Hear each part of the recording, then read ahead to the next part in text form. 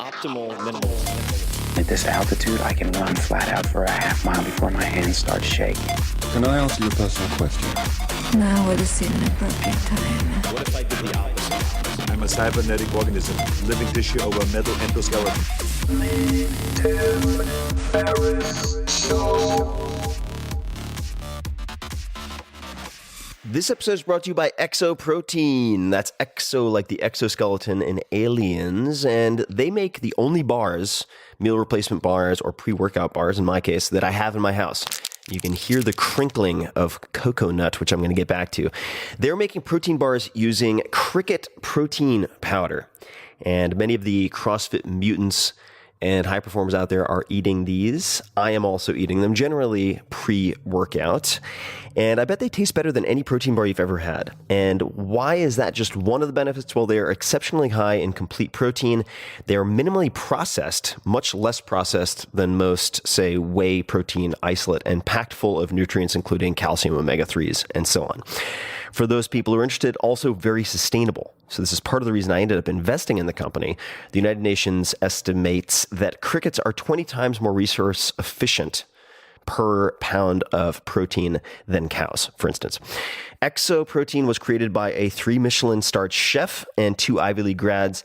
They have made a line of protein bars that will, I think, really blow your mind. And some of my friends who are journalists have even tested them with glucose monitors to see what the glucose response is, because they have a little bit of carbs in them.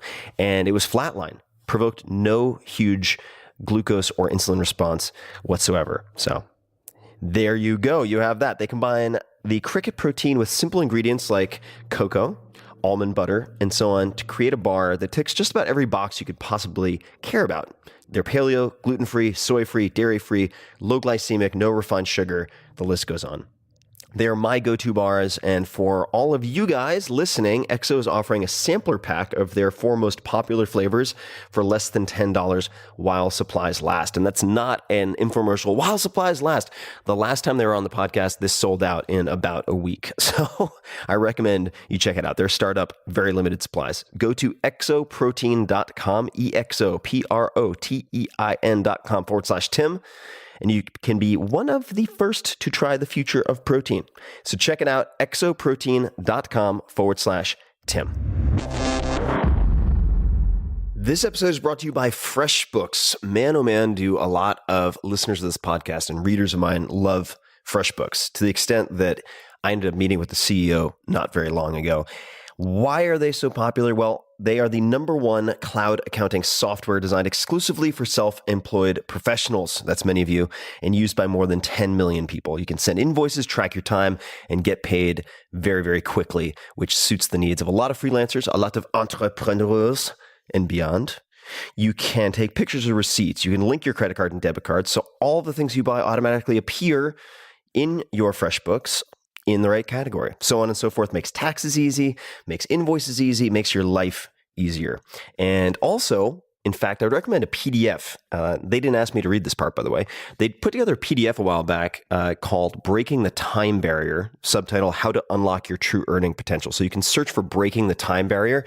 A lot of people ask me, how can I get a 4-hour work week with a service business? And the story in that ebook, it's PDF, is the short answer. It's really, really good. So I think you should also check that out. So Breaking the Time Barrier, check it out.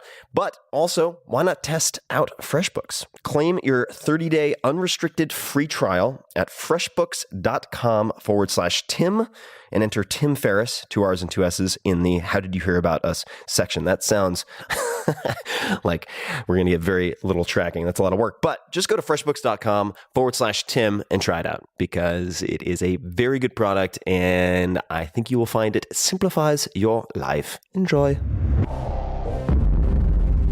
Hello, boys and girls. This is Tim Ferriss, and welcome to another episode of The Tim Ferriss Show, where it is my job each and every episode to deconstruct world-class performers from many, many different areas and try to connect the dots. So they may come from chess, entertainment, athletics, or otherwise military, for instance.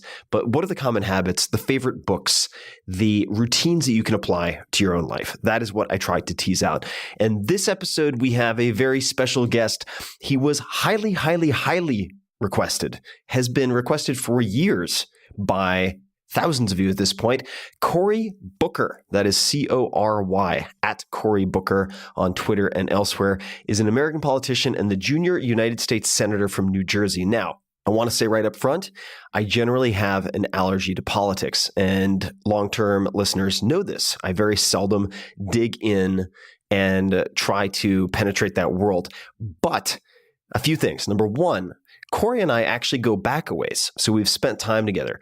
Second, his story is endlessly fascinating to me. For instance, he's faced down death threats from gangs, run into burning buildings, and much more, aside from all of the official stuff that you see.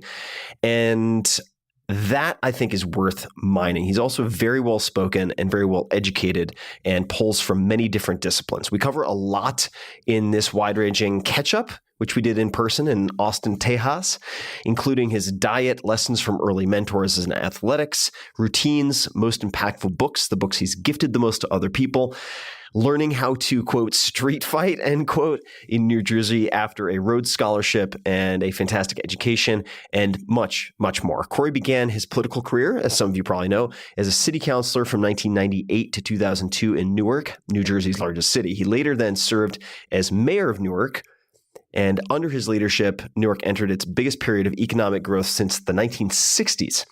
The first new downtown hotels were constructed in 40 years, the first new office towers in 20 years, et cetera, et cetera.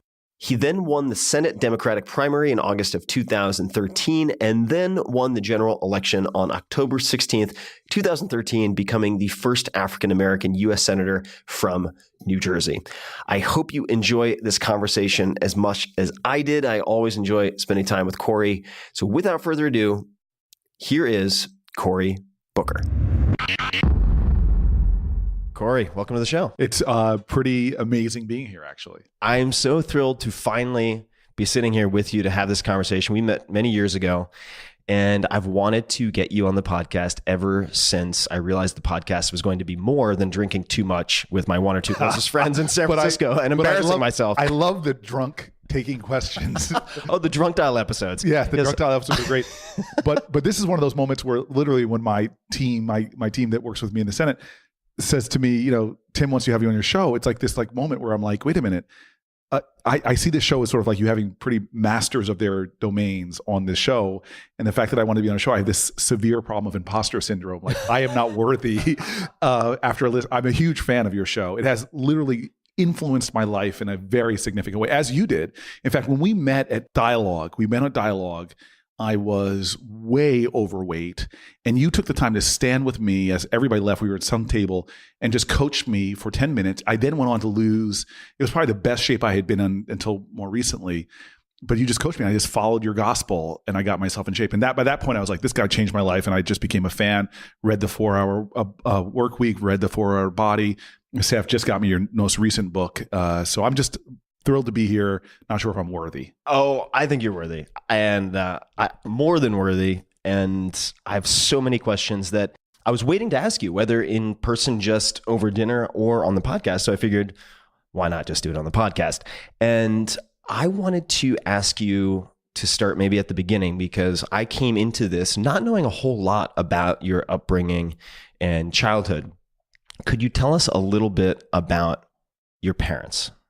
So I hit the lottery to be born to these two amazing American folks who both have tough backgrounds. You know, they're Black people who were born, you know, in the 30s basically, and so growing up under Jim Crow, and my father especially, very poor, single mom to a mother who couldn't take care of him, then a grandmother that couldn't take care of him. And I've now, since I was on this great show called Finding Your Roots, so I actually now know about my roots going back to the 1600s in America, actually, amazingly. But for that sort of branch of the family, my father's poverty, slavery. And so these parents that came from tough environments, but both were fortunate enough to get to a college. And through the interventions of a lot of really great people, especially my father. It was a community of people when his mom couldn't take care of him that took him in and bent the branches of my family towards college and ultimately towards being middle income, pitched in money. I don't know what the ROI is on those people that gave like $1 to my dad to get his first semester's tuition paid for and then work his way through college. But incredible amounts of individual kindness got my dad to college. And then, hey, great, you land in college right during the civil rights movement, and you got black people, white people, Christian, Jewish, Muslim, all pouring into the South for you to basically give you equal opportunity in this country. So doors started opening up to blacks that never had been before. My parents both get to Washington, D.C. after college. And my dad, thanks to, again, the activism of blacks and whites, Christians, Jews, Republicans, and Democrats who were just saying that these companies kind of got to start hiring black people, and companies opened their doors. So my dad became the first black salesman for an oil company, first black buyer, I think, for a department store. Then he became IBM's first black salesman for the entire Virginia area. And what happens when you let people at the table to have a fair chance to compete? He kicked ass. He just, next thing you know, he's like their top 5% of their global salesman, and gets promoted to New Jersey with his new wife. And at that point, I was 4 months old. So we moved to Jersey. That's how my sort of Jersey origins come. So I've spent a good amount of time in Jersey, and we're going to get to Jersey. We're going to spend a lot of time on Jersey, I suspect. What were some of the lessons or sayings that you found most impactful or have retained from your parents? Well, look, I mean, James Baldwin says that children are never good at listening to their elders, but they never fail to imitate them. So I've learned that my parents said certain things that I abided by because that's how they lived. And then my parents told me a whole bunch of stuff that I didn't embody because they didn't live in allegiance to what they told me to do. So look, my parents embodied this interesting ethic. They were very entrepreneurial people. They were very business-minded people, but they also almost felt like they just had this debt to society because they knew the extraordinary acts of love and kindness that got there. I mean, my dad's work ethic and my mom's work ethic is, I get older, I more appreciate my mother. I don't think I appreciate it as much as young, but my father was one of these guys that would, like, if it was a snow day and I'm like in first grade, all excited, the first sound I would be woken up in the morning, like at 5 a.m., my dad shoveling the driveway when everybody's staying home because he was going to go to work and be the first person to work no matter what. And so, my dad, even though he had this incredible work ethic and climbed the ladder into middle class, through the sheer grit that he had, he also had this understanding that, like, if it wasn't for thousands of people that you don't even know, I wouldn't be here. And so my dad had this powerful story he told that got more dramatic the older I got. I mean, you have to understand, I'm walking around. By the time I'm 18 years old, like, I'm thinking I'm the greatest gift of the world. I'm a two-position high school, all-state high school football player, all-American high school football player, president of my class. Like, I'm thinking I'm somebody. My father would look at me and say, boy, don't you dare walk around this house like you hit a triple. You were born on third base. It's like, you think you're special. How many people? And I would get the lecture, Mm-hmm. And it was easy for him to do that lecture because he knew that I was very different than my peers in the sense of I was black. As my father called us, we were the 4 raisins in a tub of sweet vanilla ice cream. We were definitely not the norm in terms of race in the town. And so then he could easily tell me how I got there. Look, when my parents moved to New Jersey, I grew up in the northeastern county, the one that looks at across the Palisades, across the Hudson River at New York, north of the George Washington Bridge. My father basically is like, look, what took us to get here? So my parents, when they tried to buy homes in Bergen County, there's only a handful of towns in this 70 plus town county that would let blacks move in. And they didn't have laws at the time. People think the North, it was the South that had the segregation laws. No, it was real estate steering. Black family shows up. Let me show you homes in Teaneck or Englewood or Hackensack. You don't want to go up here. So what my parents ended up doing, a group of just, again, blacks and whites joined together to create a storefront operation called the Fair Housing Council. And they would go with blacks, my parents, and send a white couple right behind them. My parents would look at a house, be told it was sold. The white couple would come and find out the house is still for sale. And on this house that my parents fell in love with, 123 Norma Road in Harrington Park, New Jersey, they were told it was sold. The white couple came, found out it was still for sale. White couple puts a bid on the house. Papers are drawn up. On the day of the closing, my father shows up and a volunteer lawyer, a guy named Marty Friedman, a Jewish lawyer who just on his own time wanted to help black families out. And literally the real estate agent stands up angrily when he realizes he got caught in a sting operation. It doesn't relent. It doesn't say, yeah, I broke the law. No, he punches my dad's lawyer in the face. And sigs a dog. Always a great response. Right. And puts a dog on my dad. Literally sigs his dog on my dad. And I always joke that every time, as I got older and older, the dog got bigger. Eventually it was like a pack of wolves. Son, I fought a pack of wolves so you could eat that tuna fish sandwich. But then we move into this home. And so for me, as my father would like say to me, he says, you're drinking from wells of freedom and liberty and opportunity that you didn't dig. You're eating from banquet tables prepared for you by your ancestors. This is the kind of stuff my parents inspired my understanding to recognize that if you have the luck, I just had a Senate hearing last week about Yemen and 3 million internally displaced people, war. It's a country on the brink of famine, which is not something that the UN does lightly to talk about widespread famine. If you have the fortune, the blessing of being born an American, you are in the rarefied of rarefied airs in humanity if you're an American in the 21st century. And what my parents did a good job of sort of bringing fully to my consciousness through the portal and lens of the Black experience, but frankly, I don't care if you're Irish American, if you're Indian American, this is all of us, how much effort had to go. And it wasn't Abraham Lincoln and FDR. No, it was good folk, ordinary folks who just said, you know what? I may be Jewish, you may be Christian, I may be Black, you may be white, but we are in this together, and we're gonna. If you're facing an injustice, it's a problem with me. And I would hear, before I even studying this stuff in history, like, son, people stormed beaches in Normandy for you. They swept floors for you. They went on freedom rides for you. And so if any mantra, civic sort of family mantra that was there for my brother and I is, yeah, you have an obligation to take the blessings God gave you and work is like the most important thing. Like, don't let anybody ever outwork you. And that's, you and I have shared this in sports or what have you. Work ethic is important, but service has got to be a part of that too. You owe a debt you can't pay back to your ancestors. You got to pay it forward by paying it to other people. So you played ball. You ended up at Stanford. I always say I got into my Stanford because of our 4.0 and 1600, 4.0 yards per carry, 1600 receiving yards. So you grew up, as I understand it, about a mile or two away from a previous guest, John Crowley. And so he suggested that I ask you about, and I know nothing about football, so I'm getting deep into my sort of the deep end of my ignorance pool here, but Lou Holtz trying to recruit you.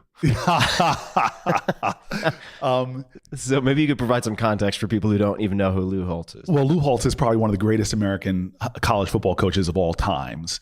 And so I was, in all fairness, because the older we get, the better we were at our sports. But in all fairness, I was probably the most overrated high school football player ever. I was just, people thought I could, part the seas of linebackers and score anytime I wanted to. And it was a lot of hype. I think the song back then by Public Enemy was "Don't Believe the Hype." That was written, I think, about my football career. But I had a choice of going anywhere, and I just looked at it. You went to Princeton, and again, this idea that okay, I'm have a chance to get a full scholarship to any college in the country. I'm going to go because of my parents' wiring to the best academic school I can go to. And so I looked at Duke and Stanford and UVA, but Notre Dame was definitely in that list. And so Lou Holtz is probably one of the most persuasive human beings ever. And I always talk about the fact that, and definitely an embellished story, but going out there and Lou Holtz, who is a short man, I'm 6'3", and I always say he's 5 foot and a smidgen. And, but a booming guy, you look up to him right when you meet him, and he just gives me the best sell you can imagine. We actually go into the Notre Dame locker room, and there's my jersey with my high school number in it. And you have to say you're 17, 18 years old. This is amazing. And Lou Holtz goes, take a knee. And when Lou Holtz tells take a knee, I'm a Christian boy, but I bowed before that man. and then he gives me the best pregame speech I'd ever heard in my life. I mean, he pulls from all history. He's talking about, the Gipper. And I mean, he even talks about Rudy, for crying out loud. He goes to Rudy. And so I'm oh my God, hyped up. And then he goes, rise, Cory Booker, rise. And it didn't take a muscle twitch. I literally elevated up into the air. And after he told me that, I'm ready to go out and chop down trees. And then Notre Dame, you go through this little tunnel. There's a 4-leaf clover there or something you hit. And I don't care if you're Black, if you're from Bangladesh, when you touch that Irish, the Irish Isles call you. You feel your Irish ancestry. And so I'm fully baked. Then I walk down through the tunnel and you get on the field and Holtz is still in your ear. It's as if he's narrating your moment on that field. And I'm walking down and Cory Booker, you're going to score a touchdown in that end zone. So you get to that end zone and then you turn around and the field is like a bowl, but there's a building behind the field that's called it's their library, I think. And on the field is a mural of Jesus Christ with his arms up as if he's saying touchdown. In fact, his nickname is Touchdown Jesus. And the only time you can see it, so I turn around, and now I don't care if you're Baha'i, Sikh, Christian, Jewish, you see Touchdown Jesus after Lou Holtz has pumped you up. It is a conversion moment. And I looked at and I knew what Jesus wanted from me at that moment. He wanted me to score a touchdown in that end zone. and so I'm swearing I'm going to score a touchdown. And so I get home and my parents are like, "Where are you going to school?" "I'm going to Notre Dame." And it took them, psychologists and they had to deprogram me to eventually get me to go to Stanford, when I realized that we played Notre Dame twice in their end zone. In my senior year, my best career game was against Notre Dame. We weren't even ranked in the top 50. Notre Dame was ranked number 1 in the country. We were going in. Everybody said we were going to get killed by, 10, 20 points. And they score a touchdown. We score a touchdown. We're actually staying with them. And I had this pass over the middle, and Todd Light, an All-American corner. I have one move in sports, in all of sports. He must have not watched the film, but it's basically me throwing my hips one way and running the other as quickly as I can. He actually fell down, and I'm running towards Touchdown Jesus. I'm hearing the Lord calling to me, "This is what I've wanted from you for your life." And I get tackled from behind by some spawn from hell and takes me out. Eventually we scored a touchdown, won the game. But my Notre Dame experience is I love the school. And if anything I learned from that, because we had no right to be in that end zone. I always tell people my true lesson from that story is that if you have a right team, you can be up against people that are superior athletes, superior intellect or whatever, but a good team, people together can beat any group of great individuals. So, okay, that is a fantastic story. We're going to talk about delegating and team, I think, a little bit later, because there were some listener questions about that. But I want to talk about persuasion. So you mentioned Lou is very persuasive. I think of you as very persuasive, and you're a very gifted speaker. And I think we're going to take a slight left turn. It's going to seem that way, but it's related. We talked a little bit about this before we started recording. So correct me if I'm wrong here, but you ran a student-run crisis hotline. Yeah. At Stanford. Could you talk about that? And specifically, I want to know, what did you learn about that experience, and what works when you are on a crisis hotline? So this is a sort of a crisis hotline called The Bridge at Stanford. And it was probably one of the best life experiences, because I was sort of a teenager going into my early 20s. And it was the first sort of nonprofit I ran, and this collective of other leaders. There was 5 of us that lived at the center 24 hours a day, would cover the night. And you have to understand, when I just started as a counselor there, I'm this 18-year-old or 19-year-old young man who, a lot of us, I don't think, get this understanding that we've lived our lives in our own lane, and we don't necessarily get to pull back the screen and talk to other people about their experiences beyond the niceties we exchange every day. And I can't remember who said about, be kind to one another because we're all fighting a hard battle. And it might've been Socrates or someone, but it was basically punched me square in my nose about how important kindness and empathy is. Because when I started sitting on that phone, and on a Friday night, I was so shaken, because we would have rape calls that I had women that were there. I still remember one incredible woman named Allison, who would pick up women that were escaping spousal abuse. And there's another counselor there named Daniel Bao, another amazingly beautiful human being. I just had no idea how, again, this is early 80s, early 90s, how ignorant I was about gay and lesbian Americans, and how many biases that stem from my ignorance, and sitting down and having people calling about their experiences coming out, and hearing the truth of people thinking about killing themselves because they are not attracted to someone of a different sex, or talking about the horrors that they experience, the abuses they experience, or eating disorders, and being in forms of honest conversation about how just saying something to somebody like, "Hey, you're gaining some weight," something and how comments like that can hurt, or what it's like just growing up in an environment where you're constantly being told that your worth is based upon your how much weight you have. And so I can go on and on and on, but it was one of those places where I felt like Stanford's my course load got great, but I learned so much about empathy and about listening and about non-judgmentalism, sort of the fundamental core. I mean, we literally had a rule of what the sort of the first 5 rules of peer counseling that were about empathy, that were about non-judgmentalism, about listening. Do you recall specifically what any of those rules were? Some of them were as simple as be non-judgmental. And that's something that I think of, I literally was just talking to one of my closest friends about that yesterday, because they were going off about someone who was involved in a protest or something and how it wasn't sincere and so on and so forth. And we just don't realize how often we're casting judgment when we know nothing about the person. We know nothing about their struggle. And we just are so quick to judge other people and how harsh it would be back to us. And to actually be taught to be able to be a counselor to somebody and hold no judgment of them whatsoever, or to suppress that and just be there to listen and to give them empathy. And all these are often tags for love. It was a powerful lesson for me. And so I guess what I'm saying to you is I think there's something about persuasion that people often go about it as thinking about, well, how am I going to convince you to do something? And I kind of think about that from the start of, no, it's not about me and what I'm going to do to you to get you to do something. It's actually about me being there for you and opening myself up to create a safe space for me to actually listen and hear you. And this has been a hard lesson. And I've sort of, when I was living in really a tough environment in Newark, when I first moved there, I was living in some high-rise projects, which became public housing. It's just like these same lessons that I think you're meant to hear on your journey in life. When you start getting the same thing over and over again, trying to teach you the same, I think the universe sort of tries to do it the easy way first, but that, when you see the same thing coming, but this idea of empathy. And now in our society, and you and I sort of touched on this, I'm one of these people that gets kind of bothered that we've stopped listening to each other. Like I wish I could find this study, and I asked my team to help me find it, but I remember being on an airplane reading a study, and I thought it was USA Today, about a public policy position in education. And they said, this is a Democratic position.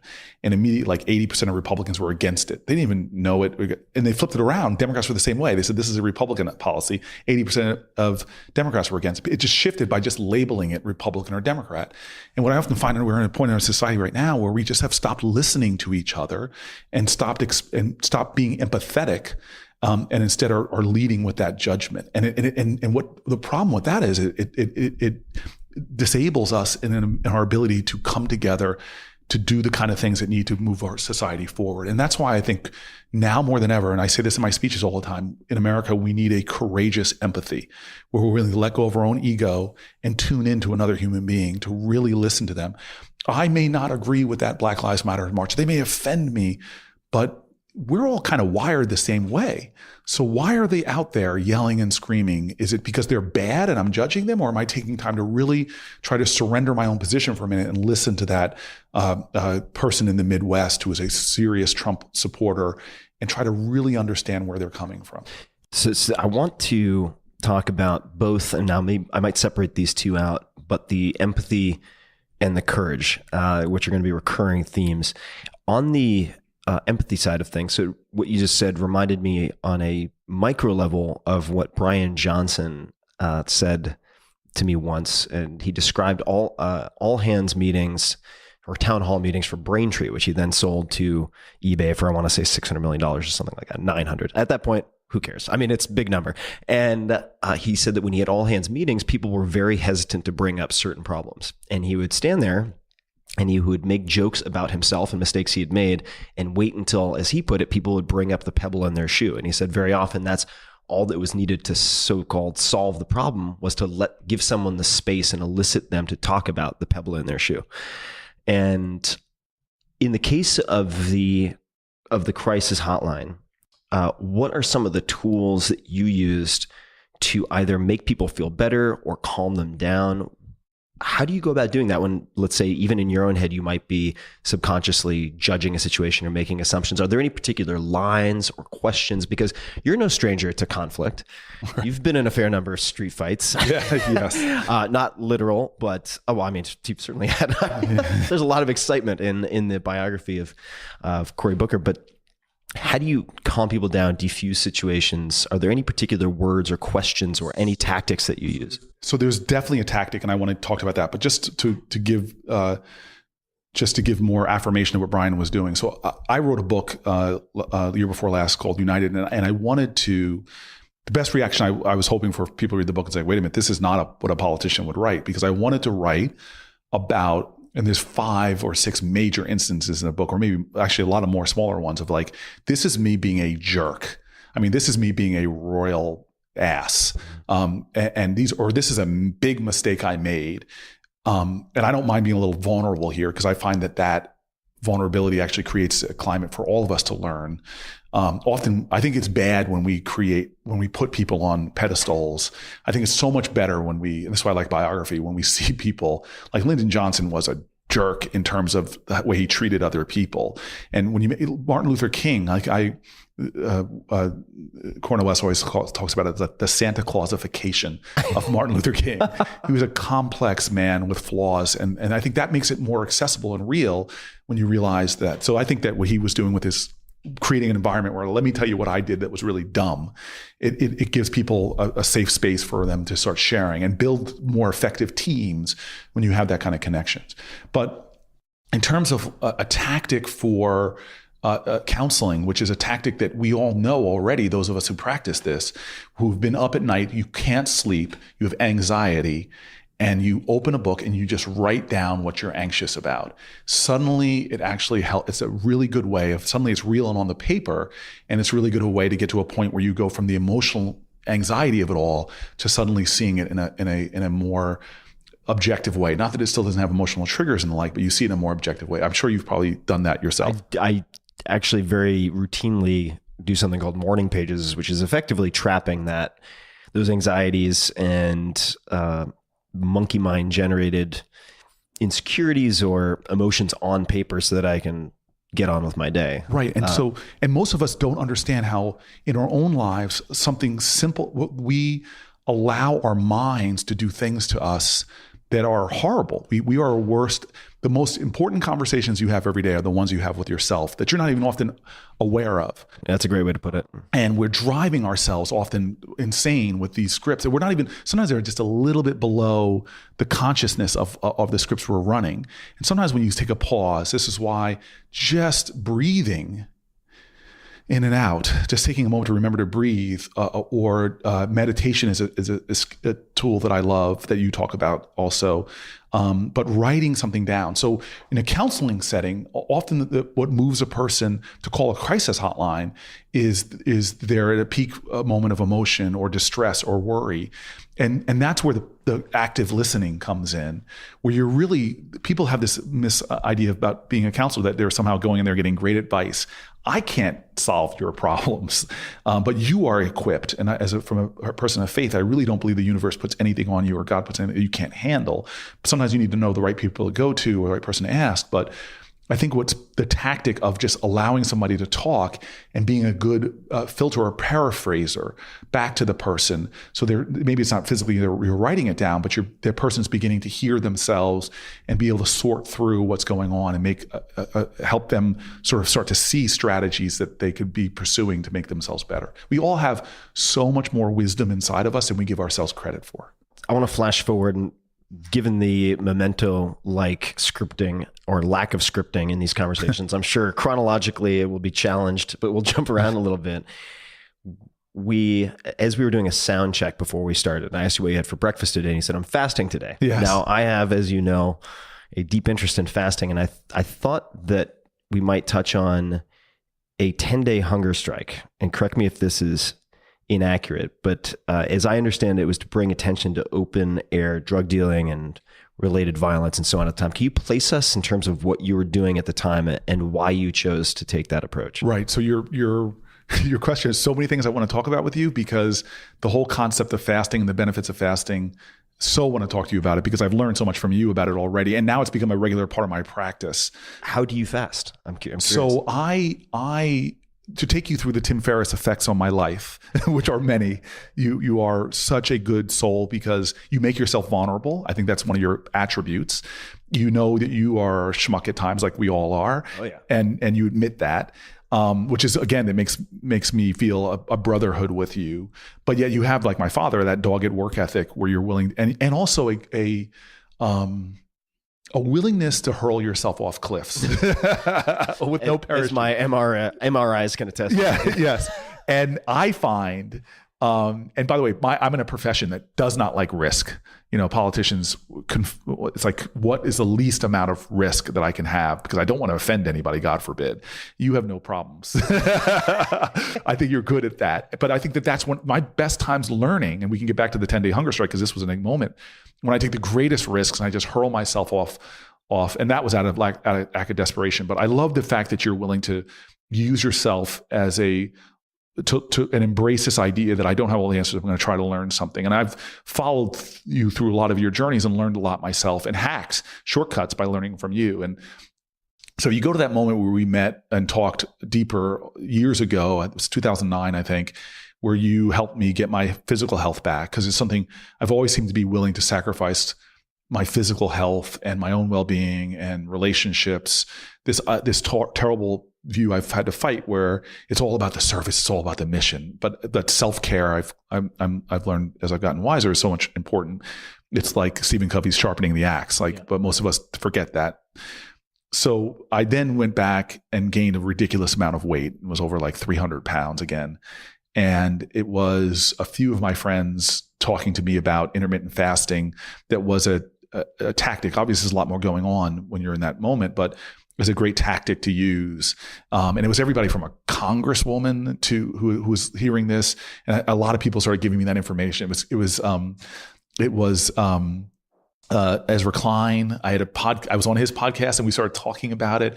And he was just talking about not eating until noon most days, or 11 a.m. if I remember exactly. So I decided, I hurled myself into trying it. And the more I tried it, I found that so many benefits to my life of doing 2 to 3 days a week of intermittent, so as they call it, intermittent fasting, 500 calories or less a day. And so I can talk to you about all the benefits I've found, but your podcasts about the subject matter, about everything from cancers to Alzheimer's, but more important, D'Agostino probably. That was exactly it. But I remember that you said something on one of your podcasts about the stress you used to have to be if you missed a meal. Like, oh God, where am I going? I'm in the airport. I missed breakfast. Where am I going to get this? And how much peace I have now, where even on days I'm eating, I'm like, wait a minute, I've gone 3 days without eating. Why am I stressing over that? Or just the mind space, it clogs your head about thinking about food and all the time, that suddenly I get a more Zen-like path.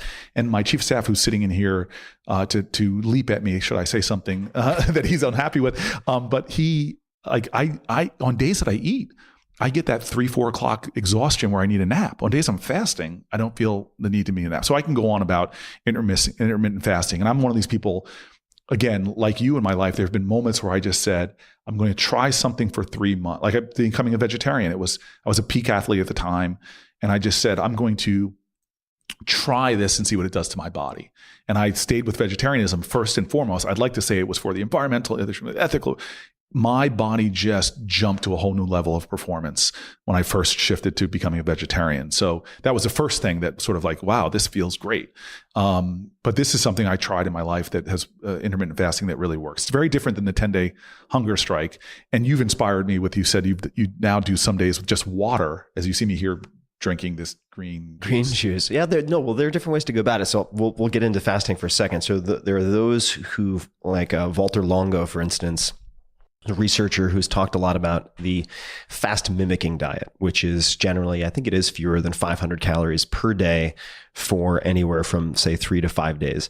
And I've tended to go more in the water fast direction, maybe allowing some fats like coconut oil or MCT oil, which is something that, say, Dominic D'Agostino, who's the PhD who first talked about fasting on the podcast, or Peter Attia, another, in that case, an MD example.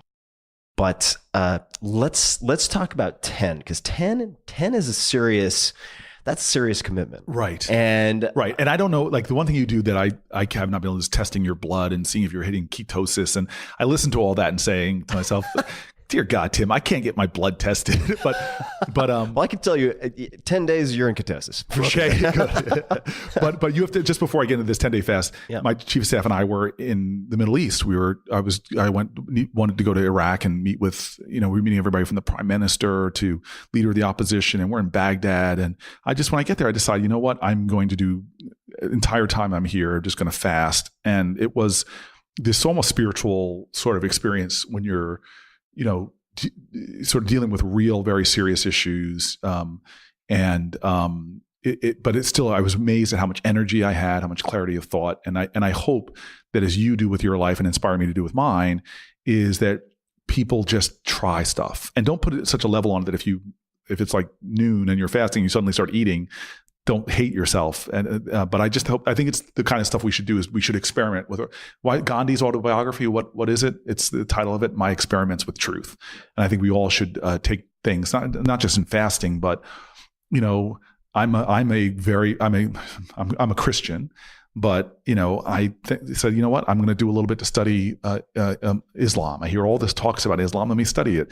Just doing little experiments in your life to learn, to grow, to help understand. I think it's just an incredible way to learn. And actually, at the other end of experiments that I do with my life, I always find myself better and more enriched. Let me jump in for 1 second because I want to underscore what you just said. Those experiments can take many different forms. So it could be, say, a 3-month experiment with vegetarianism. It could be a 1-day experiment with fasting. And obviously, folks listening, I am not a doctor. Neither of us are doctors. Don't play doctors on the internet. So talk to your medical professional. Please. But all that having been said, experiments can also take the form, and I do this a lot when I journal, of thought experiments. So one of the more productive brainstorming sessions that I observed recently was about, I would say, a group of 15. And the moderator started because there were a lot of heated topics that were going to come up, political or otherwise. And he said, let's start with everyone. Each person will go around the room thinking of one of their most deeply held beliefs, taking the opposite viewpoint, and then justifying it or explaining why it's correct. Wow. So taking one of your deepest held beliefs, taking the opposite, and then actually giving a compelling argument. And this is something that I believe has the nickname steel manning as opposed to straw manning right now. And Darwin actually did this in Origin of Species to prepare for the onslaught of criticism that he would receive. He predicted and preempted many of the positions his critics would take, did not dismiss them, actually made them the strongest versions of those criticisms that he could, and then addressed them in the book so that he would be prepared. And so that was one of the experiments that I most enjoyed observing as a moderator to set the tone, which I thought was really productive. Again, great. And you can't interview all the great people on this podcast because many of them have died, but we even left clues for this, how they experiment. Like Ben Franklin, he just didn't mean to write his autobiography. He wanted to write a note to his family about, hey, this is what I've learned in my experiments. And so he would take one theme. Just imagine if we all said, okay, today I'm going to look at the idea of gratitude and figure out through this experiment. Mark Zuckerberg said, okay, I'm going to have a year where every day I say thank you to somebody and write those notes. These are glorious sort of journeys, odysseys to see where it leads you, and it doesn't always do it. And you're right. They can be just one moment. You know what? It's Sunday. This is my day of faith. And I'm going to honor God by, not going to the church I go to all the time. And maybe I'm going to go down into Camden, New Jersey and go to a black church, or maybe I'm going to go to a Latino church, or let's think crazy. Maybe I'm going to go to a mosque or a synagogue just to experience that and meet the different people. So we get caught in these grooves and we're playing the same record over and over again, and just doing one thing different. We may not like it, but it actually is going to stretch and broaden us. It actually change our, as you know, I know you've studied a lot about brains and how we work. Just by changing the synapses of that normal routine, even as something simple as I both have read about, don't drive the same way to work every day. Mm-hmm. There are collateral benefits that brain scientists will say to you that benefit your life in other ways. Oh, definitely. And I'm not going to forget about this hunger strike. We're getting to it, folks, but we might end up in a more interesting place by taking some detours. But the name Phil Zimbardo came up before we started recording. And for those people who don't know, he was one of the lead investigators, if not the designer of the protocol, the Stanford Princeton. Oh my God, let's try English again.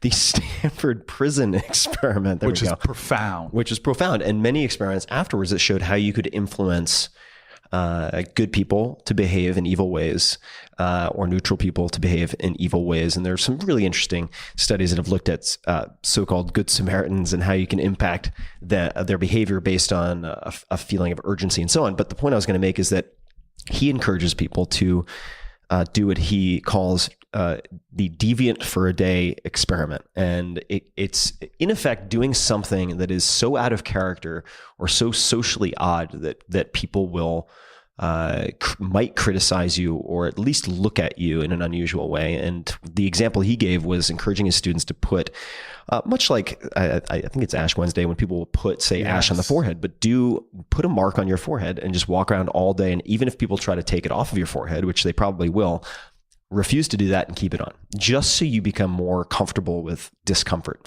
And that could, though, deviant for a day, could take the form of, say, going to a church you would never think of going to, right, or change your routine in such a way that maybe I met someone recently who took, and this is can be a complicated subject, but he routinely does not give money to homeless people, but will invite them to dinner and have an entire dinner with homeless people. And he's done this, I want to say, a half dozen to a dozen times.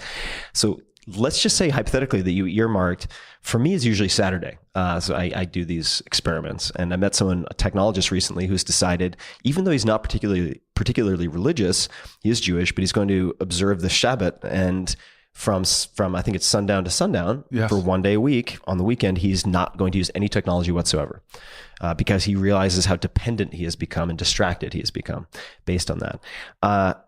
Hunger strike, I promise. Hold on. I just, because the problem with you is you give these, like, first of all, when you talk about stoicism and this idea of dressing for one day in rags, I mean, there's such a power of teaching ourselves to be more empathetic to people who might have different experiences. So I was a Stanford student who did graduate work in sociology, and just watching actual experiments, not experimenting myself. Like, there was a experiment, I think you can still get the video of it, where you have rooms full of different people that all sit in one cohort, a bunch of guys, and you put 2 or 3 women in there and just watch how many times a woman tries to speak and gets cut off versus the men in the room when they try to speak and get, and so it made me, even if you do 50-50 in the room, it just made me suddenly wake up and start looking for that pattern in my own conversations that I had. It was a really mind-blowing experience to me. Another experiment we did, we were the experiments in the room, where we all had to reach into a bag and we pulled out a chip, and the chip was yellow, green, or yellow, blue, or red, let's say. And it decided the station we had in this game, whether you were the upper class, middle class, or lower class. And this is the game. And the rules of the upper class were great. They really benefited us. And so we knew what the game was. Okay, this is like class society. But we quickly in the upper class made its laws that protected us, and the lower class people. But what was interesting about the game more than that was that the groups who sat in different areas, the animosities amongst players that began. I mean, the anger and the defensiveness and the shouting, it descended into a very bad place, to the point at the end of the experimenter said, okay, I want everybody to take their chips, throw them on the ground, stamp on them. They had us do a bunch of exercises to get that purge you. And so just like Zimbardo's prison experiment, as well as this, I think the game was called Star Power or something like that, how quickly we fall into these roles. And so for me, I had this one experience where I went from living in affluent suburbia to living in a housing project. Can you explain for people what the catalyst for that was? So it was the parents I described to you. I was really affected when I was at Stanford by working in East Palo Alto. And it was literally... It's incredible. I mean, the contrast is just incredible. And for me, just literally, you cross these tracks into East Palo Alto, especially at that time. Now you've got a Four Seasons or whatever there. It's gentrified in some ways. But for me, I need to get my hair cut as a black guy. There's no place on Stanford's campus was used to having black hair. So my first time was just going to find a barber. That's when I had hair. And you and me both. Yeah. But then I started summer of my freshman year, started working in a place called the Oneida Harris Community Center, which technically is East Menlo Park, but it was a similar community. And I found such a connection with these kids. And I basically said, okay, this is my life work. I want to work in cities. And so I worked everywhere from East Harlem to East Palo Alto when I was at Yale, helping to run legal clinics, and just felt a kinship and a connection with what I thought my soul mission was, which was, when I say these words, liberty and justice for all, I always say to people, before you tell me about your religion, first show it to me and how you treat other people. Well, our civic gospel in this country, what are the things, we all know the words of the Declaration of Independence, or at least we all know a lot of those words. We know the words to our pledge, we know the national anthem, but those words actually have power and meaning. And is it just like religious texts that we read and then we go out on Sunday and cut a driver off and flip them off? Or are we living with grace that Christ or whatever your religion is commands? And I think we have a civic gospel as well. We are pledging allegiance to this ideal of liberty and justice for all. But most Americans don't know that we have a justice system that by its definition treats you better if you're rich and guilty than poor and innocent. Because if you and I get arrested for the exact same crime, I'm wealthier than you. You're a poor white guy from wherever you're from. I can get out. I can bail myself out. But you're stuck in the jail sometimes for months. People don't realize this. Some people say for months. So if you really believe in that ideal of liberty and justice for all, what are you doing? What'd you do today to live that civic gospel? And so for me, and again, this is just for my own path, what I saw was that I so benefited from this country. And I didn't have, you've interviewed people in the military, which I have this, you and I are both wired this way, that we see people in uniform and just very drawn to them, and when you meet some of the guys you've interviewed, and see what they've gone through and see what they've done for this country, they have a level of sort of patriotic ideal that is lived in a way that I revere. But I also have that same thing for people that take themselves out of their privilege and say, you know what, I believe those words that injustice anywhere is a threat to justice everywhere, and I'm going to do whatever I can to commit myself. So people, you and I both have friends that did Teach for America. You know what, I'm going to go off and make a lot of money, but for 2 years of my life, I'm going to do the Peace Corps, I'm going to do TFA, I'm going to do something. And anyway, I had all these ideals, and I think the challenge in all of us in our life is to try to live lives of the best integrity we can, where we live in accordance to our ideals. And lo and behold, though, Newark, New Jersey flipped the script on me and basically said to me, you think you're coming here to serve? I was a 26, 27 at the time. You think you're coming here to serve? You think you're coming here to help? We're going to flip this script on you. I always say I got my BA from Stanford, but my PhD on the streets of Newark. And this actually leads me to the hunger strike, where I decided that I was going to move into the toughest area. And literally, as I'm moving in. Was this before or after the city council? No, I'm a Yale law student. Oh, this is Yale law student. Yeah, this is a Yale law student. And again, I worked one summer in East Harlem. I mean, I'm very much engaged in what I think are some of the frontiers of our democracy, but I'd never really been a part of the community. A lot of us, I would volunteer, work, then I go back to my dorm, at Yale, So I just said, you know what, I want to live my life. I want my professional life to be a part of a community. And here I am, I'm a United States senator, and I have the privilege of going back to probably one of the wealthiest communities of all the senators to go back to. Median income is $14,000 per individual, but I live in a community that blows me away every day. I see Americans with a fealty to the ideals of this country, literally in the grassroots or in the trenches of the fight for our democracy every single day. I love when reporters or whoever wants to come and walk around my neighborhood and see great people who often are stereotyped or misunderstood because we wall ourselves off in America. We often don't cross these lines, unfortunately, in our society. So long story short is I move on to the south end of Martin Luther King Boulevard in Newark, and I'm moving literally as I'm moving in, my big Italian best friend from fourth grade, a guy named Chris Magaro, helping me carry stuff in. We come back to the Star, my stuff is stolen. and I'm like, welcome to the neighborhood. Yeah, welcome to the neighborhood. And the unbeknownst to me, but the abandoned home, I shouldn't say this, I did actually know this at the time, but the abandoned home next to me is where you see, again, real great cross-section of American life, because drug addiction knows no race or socioeconomic status boundaries. So people are coming into this community to buy drugs that I didn't realize. I've now learned a lot more about the drug market even than when I was mayor, because I went back to write a lot about this for my book and went back and interviewed drug dealers from the 90s. But this was a hot place to sell drugs because one guy who is probably a guy that should have been in corporate America. He ran the drug operation here, just found a way to get very cheap, high quality product. And so I had moved in the middle of this, not realizing that I was in probably one of the most violent drug markets. I knew it was bad, but I didn't know it was as bad as when I went in. And when I actually interviewed this guy and some of the other drug dealers, they had set things up in a way that, I mean, I was with a person who was helping me record a lot of the interviews, just sounded like New Jack City. So I'm in the middle of this. And I go with this arrogance to to the tenant leader.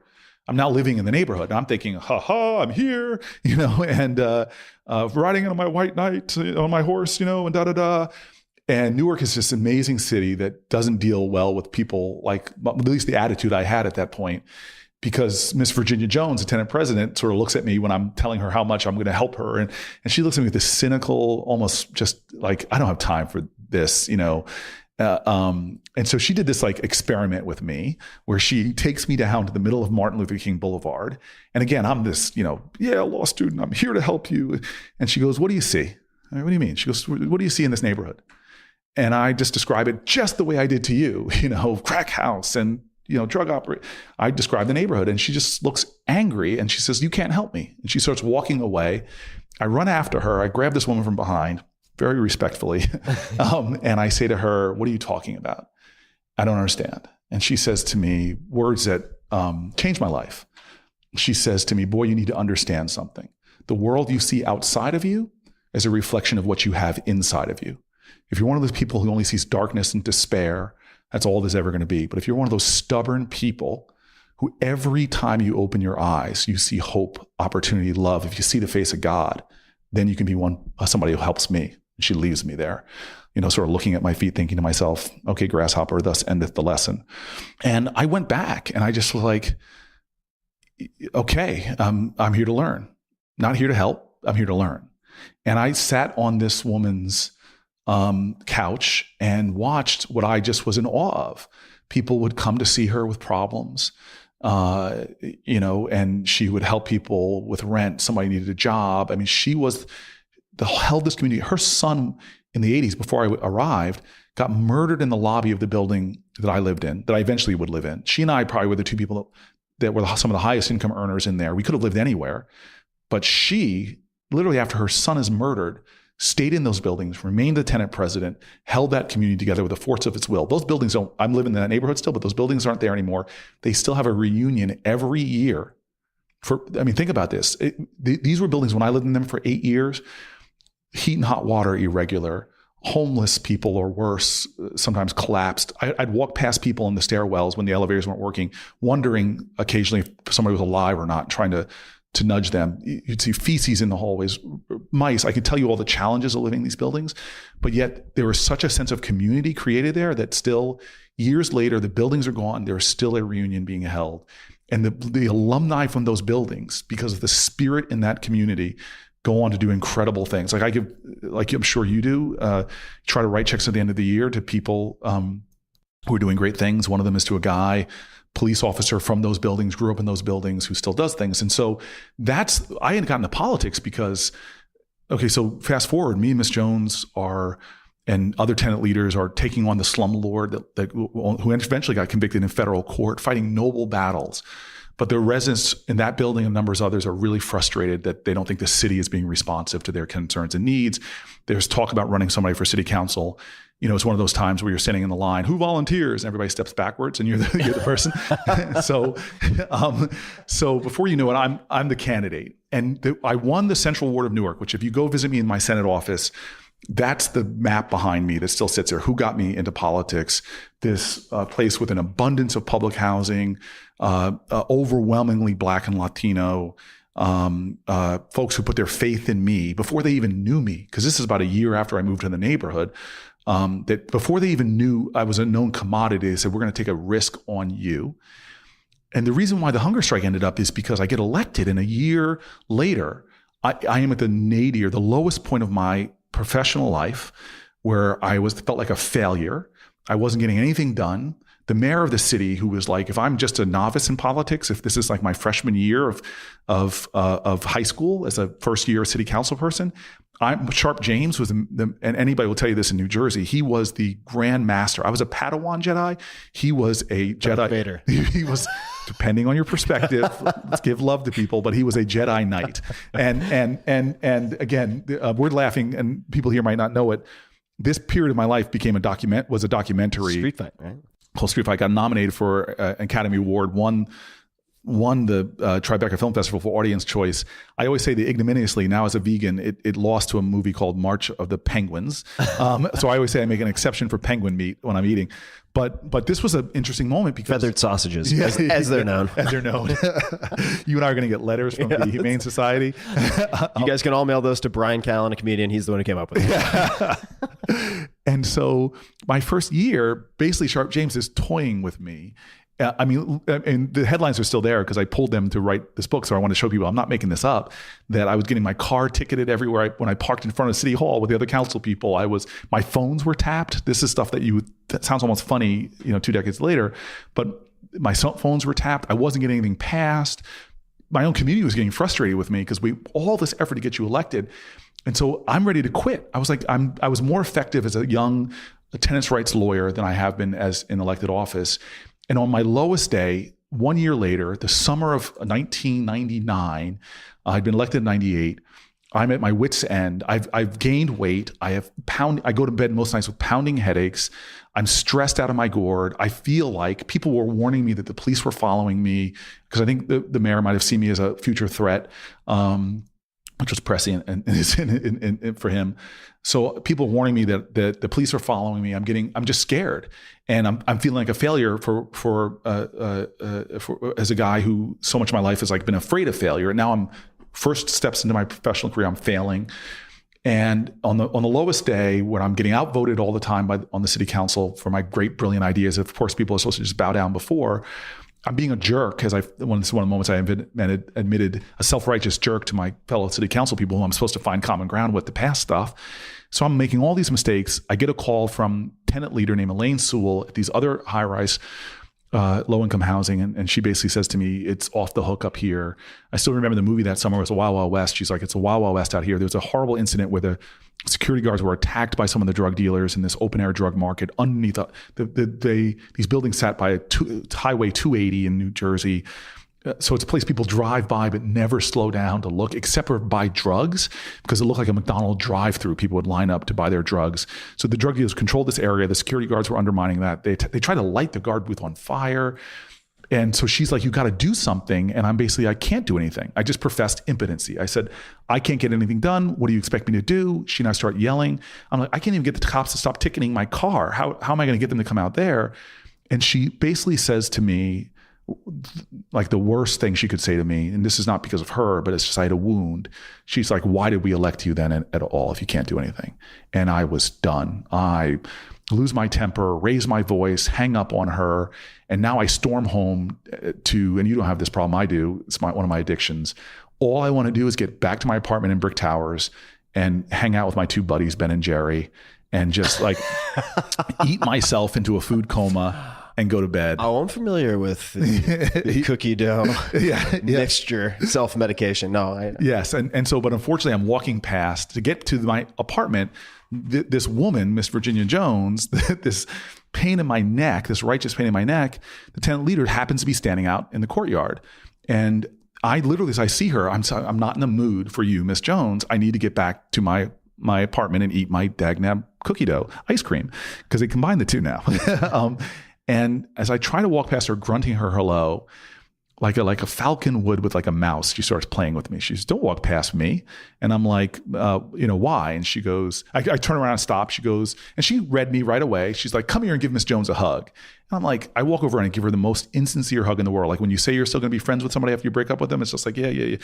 And I try to turn around and she grabs me by the arm and she goes, tell me what's wrong. And I just got like angry. I'm like, you want to know what's wrong? You want to know what's wrong? And I vented on her, probably blaming her a little. This is not working. I'm I'm in this office. I'm not getting anything done. It was like the cry me a river, woe is me kind of speech. And then I ended with what's happening to Elaine Sewell in Garden Spires, and literally said, I don't know what to do. I must have repeated, I don't know what to do, like 3 times. And then finally, she looked like a lightning bolt had hit her. She suddenly gets really excited. She goes, oh my gosh. I stop. Like, she erased my script and my pity party. And she's like, I know what you should do. And I'm like, you know what? This is kind of a wise woman. Occasionally she pulls some amazing gem out. And I'm thinking maybe she has hope for me. I'm like, what do I do? And she goes, I know exactly what you should do. And I go, okay, I heard you. What should I do? And then she repeats it. Yep, I know what you should do. And I'm like, Miss Jones, I don't have time to play. Yeah, tell me. Enough foreplay. Yes. What's the plan? And she looks at me, she leans in and she goes, you should do. And I'm like, yeah. She goes, you should do something. And I'm like, that's it? And if my mama didn't raise me right, I probably would have said some wrong things to her. Yeah. I storm off to my building. Elevator's not freaking working. I climb 16 flights of stairs, practically kick open my door, plop down on my couch. And if you walk into my office today, I still have like the Bhagavad Gita, the Quran, the Torah, the Bible. The Bible's sitting there next to me in my apartment. I open it up and there's this passage that most Christians know called, if you have faith the size of a mustard seed, you can move mountains. But the next passage, which I didn't know well at that point, it says, but sometimes you have to fast and pray. And I just thought to myself, you know what? I was too caught up in my drama, too caught up in my script, that I hadn't sort of surrendered myself with an open heart.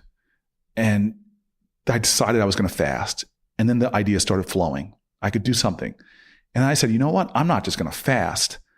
I'm going to plop right down in the middle of the drug market and fast. And I'm not going to just fast and pray. I'm going to get a tent. And before you knew it, my mind just started kickstarting. Like, this is the problem most people don't understand, is that despair or cynicism is the worst. I think cynicism, just like despair, is a toxic spiritual state. Agreed. It gives you the inability to see faint hope amidst glaring problems.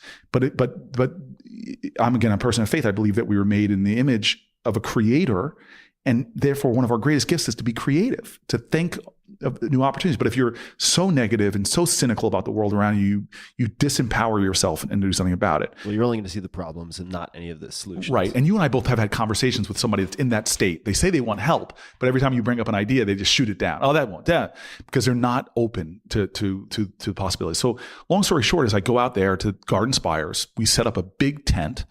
I apologized to Elaine Sewell. Literally, there might have been some hugging and crying between the two of us because we were such close friends. I wouldn't have gotten elected without her. And then I do what politicians love doing. I called a press conference. And I just said, this is the United States of America. People shouldn't live in fear. And I announced that I was going to stay on this pavement and fast as long as it took for something to change. And I would invite people to pray with me. First day, it was 4 of us praying and everything. And then I went to bed. First night was scary. Courageous people slept with me underneath it in this, what used to be the drug dealer's territory. People threw diapers on top of us, and it was just a scary night. But I woke up the next morning and a bunch of correctional officers were there, and they said, hey, we saw you on the news. You're not staying out here alone. And over 10 days, the world came out. I mean, there were community leaders. I mean, Newark has such a reservoir of strength and love, and people poured out. But then people from a suburban mayor from West Orange came out with his police officers. Hospitals started coming out doing health screenings. Employers started coming out doing job fairs. People were donating computers. And by the 10th day, the mayor of the city came out, and it was so funny because he came out with prepared remarks, and it changed. He and I would fight bitterly later. But after 10 days of fasting and praying, I looked at him differently. I looked at him like I saw his humanity. I saw that he was a guy, and we hugged. And I'll never forget. In fact, my editor wanted me to write this part out because I'll never forget. Smell is one of the most powerful triggers to memory. I hugged him and I breathed deep as we were hugging, and I smelled him, and he smelled like a family member of mine. I was at that point like a 30-year-old. He was my father's age, and when I smelled him, he felt like older uncles and things like that. We parted from our embrace, which became the front page of this section of the newspaper. And he put away his prepared remarks and turned and gave an incredible speech. He made promises that he ultimately, like he was going to build a park in the area. That stuff never happened. But it was a beautiful moment. Tent came down. And I always say that change never happens in an instant. You know this even in your own life, change in your own life, something you have to keep at and work at. And so the world didn't change. But I always tell people that for me, one of the most powerful moments of my life, because the problems at Garden Spires didn't go away. And it was something I worked on until eventually I became a mayor, built a park in the area and all this stuff. But the point I always try to tell people is the powerful moment of the whole experience to me was the last prayer, where there was now from 4 or 5 people praying and shaking on the first day. Now there's 100, 200 people. And there was everybody there. I looked at it and I said, this is my America. Because there was white folks, black folks, Latino folks, Asian folks. There was imams, rabbis, priests, ministers, young, old. People, when they started praying, were praying in Hebrew and Arabic and Spanish. And I was the weakest I'd ever been after 10 days of not eating. But you know this with fasting, but I think it was also the circle. I just felt such strength, such power, such energy like I'd never felt before. And I just felt like I was connecting to who we are as a country, that ideal of e pluribus unum, that when we all come together, nothing is impossible.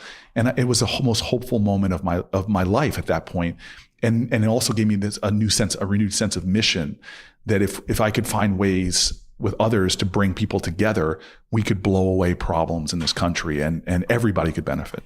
I want to ask what you learned from that, because it seems to me, and I don't like when people put words in my mouth, so I don't want to put words in your mouth, but that you found an option when you thought there were no options, right? Yeah. And I'd love to know what you learned from that and how it impacted maybe later decisions. You could just say, maybe I'm making it too complicated, what you learned, because to me, there are a couple of takeaways, and I'm taking notes for those people who can't see me because you can't, it's audio. I constantly take notes. So I'm circling things, I'm highlighting things that you also forced the mayor to respond. Yes. Right? Because you were calling attention to something. So if you couldn't go through official channels, you could use the court of public opinion, right, to force his hand to respond. Right. And I would just love to know what you learned from that experience that maybe became part of your repertoire or set of options later. Well, so this was my first experience with lessons that people have learned a lot through activism experience. That if you could bring attention to a problem, you know, look, when Martin Luther King and James Bevel, Dorothea Cotton were fighting Bull Connor, if they had tried to fight that battle alone, who knows what the outcome would have been. But he had the fire hoses, he had the dogs and all of that. But by their ability to bring attention to the problem after their demonstrations, and the story went viral back in a day where you didn't have social media, but you had the traditional media, and suddenly the Soviet Union is mocking our democracy because of watching black kids get bit by dogs. People in Iowa sitting there having their dinner and saying, "Oh my gosh, look at the humanity of us all."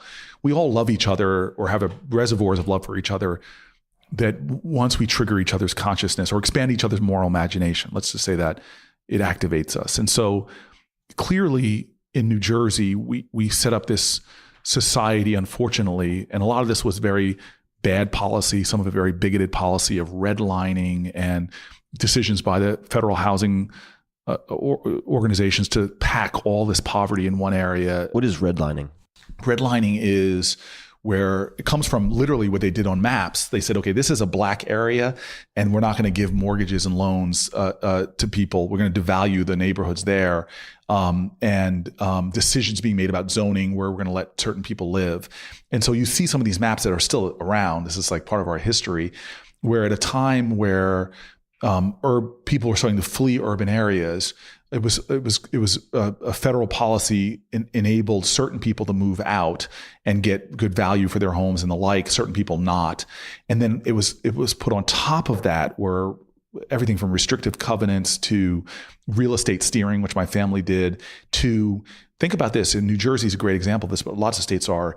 If they decided instead of putting a whole bunch of public housing in one area, like thousands and thousands of units, what if we took every unit, like a Harrington Park, you take 4 units of affordable housing? We now know that poor kids, same poverty, poor kids in middle-class neighborhoods do so much better than when you concentrate at all poor kids in poor neighborhoods. So a lot of, and by the way, these were overt policies. These were like, we cannot let black people out of neighborhoods. What are we going to do to keep them in? And so that created these ghettos that then became, well, where do the jobs go to? They went outside of the communities. Where are the good schools? Because remember, if everybody leaves a city their ability to have a tax base to support the education system is not there. And by the way, the tax base has now disappeared. You can't even support police officers or everything. So cities start tumbling downward.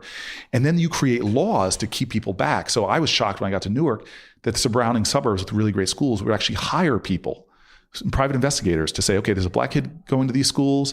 Let's follow them around to see where they go home to. In fact, there's a woman, I just saw her again, last name Martinez, who was a writer for the Wall Street Journal education page.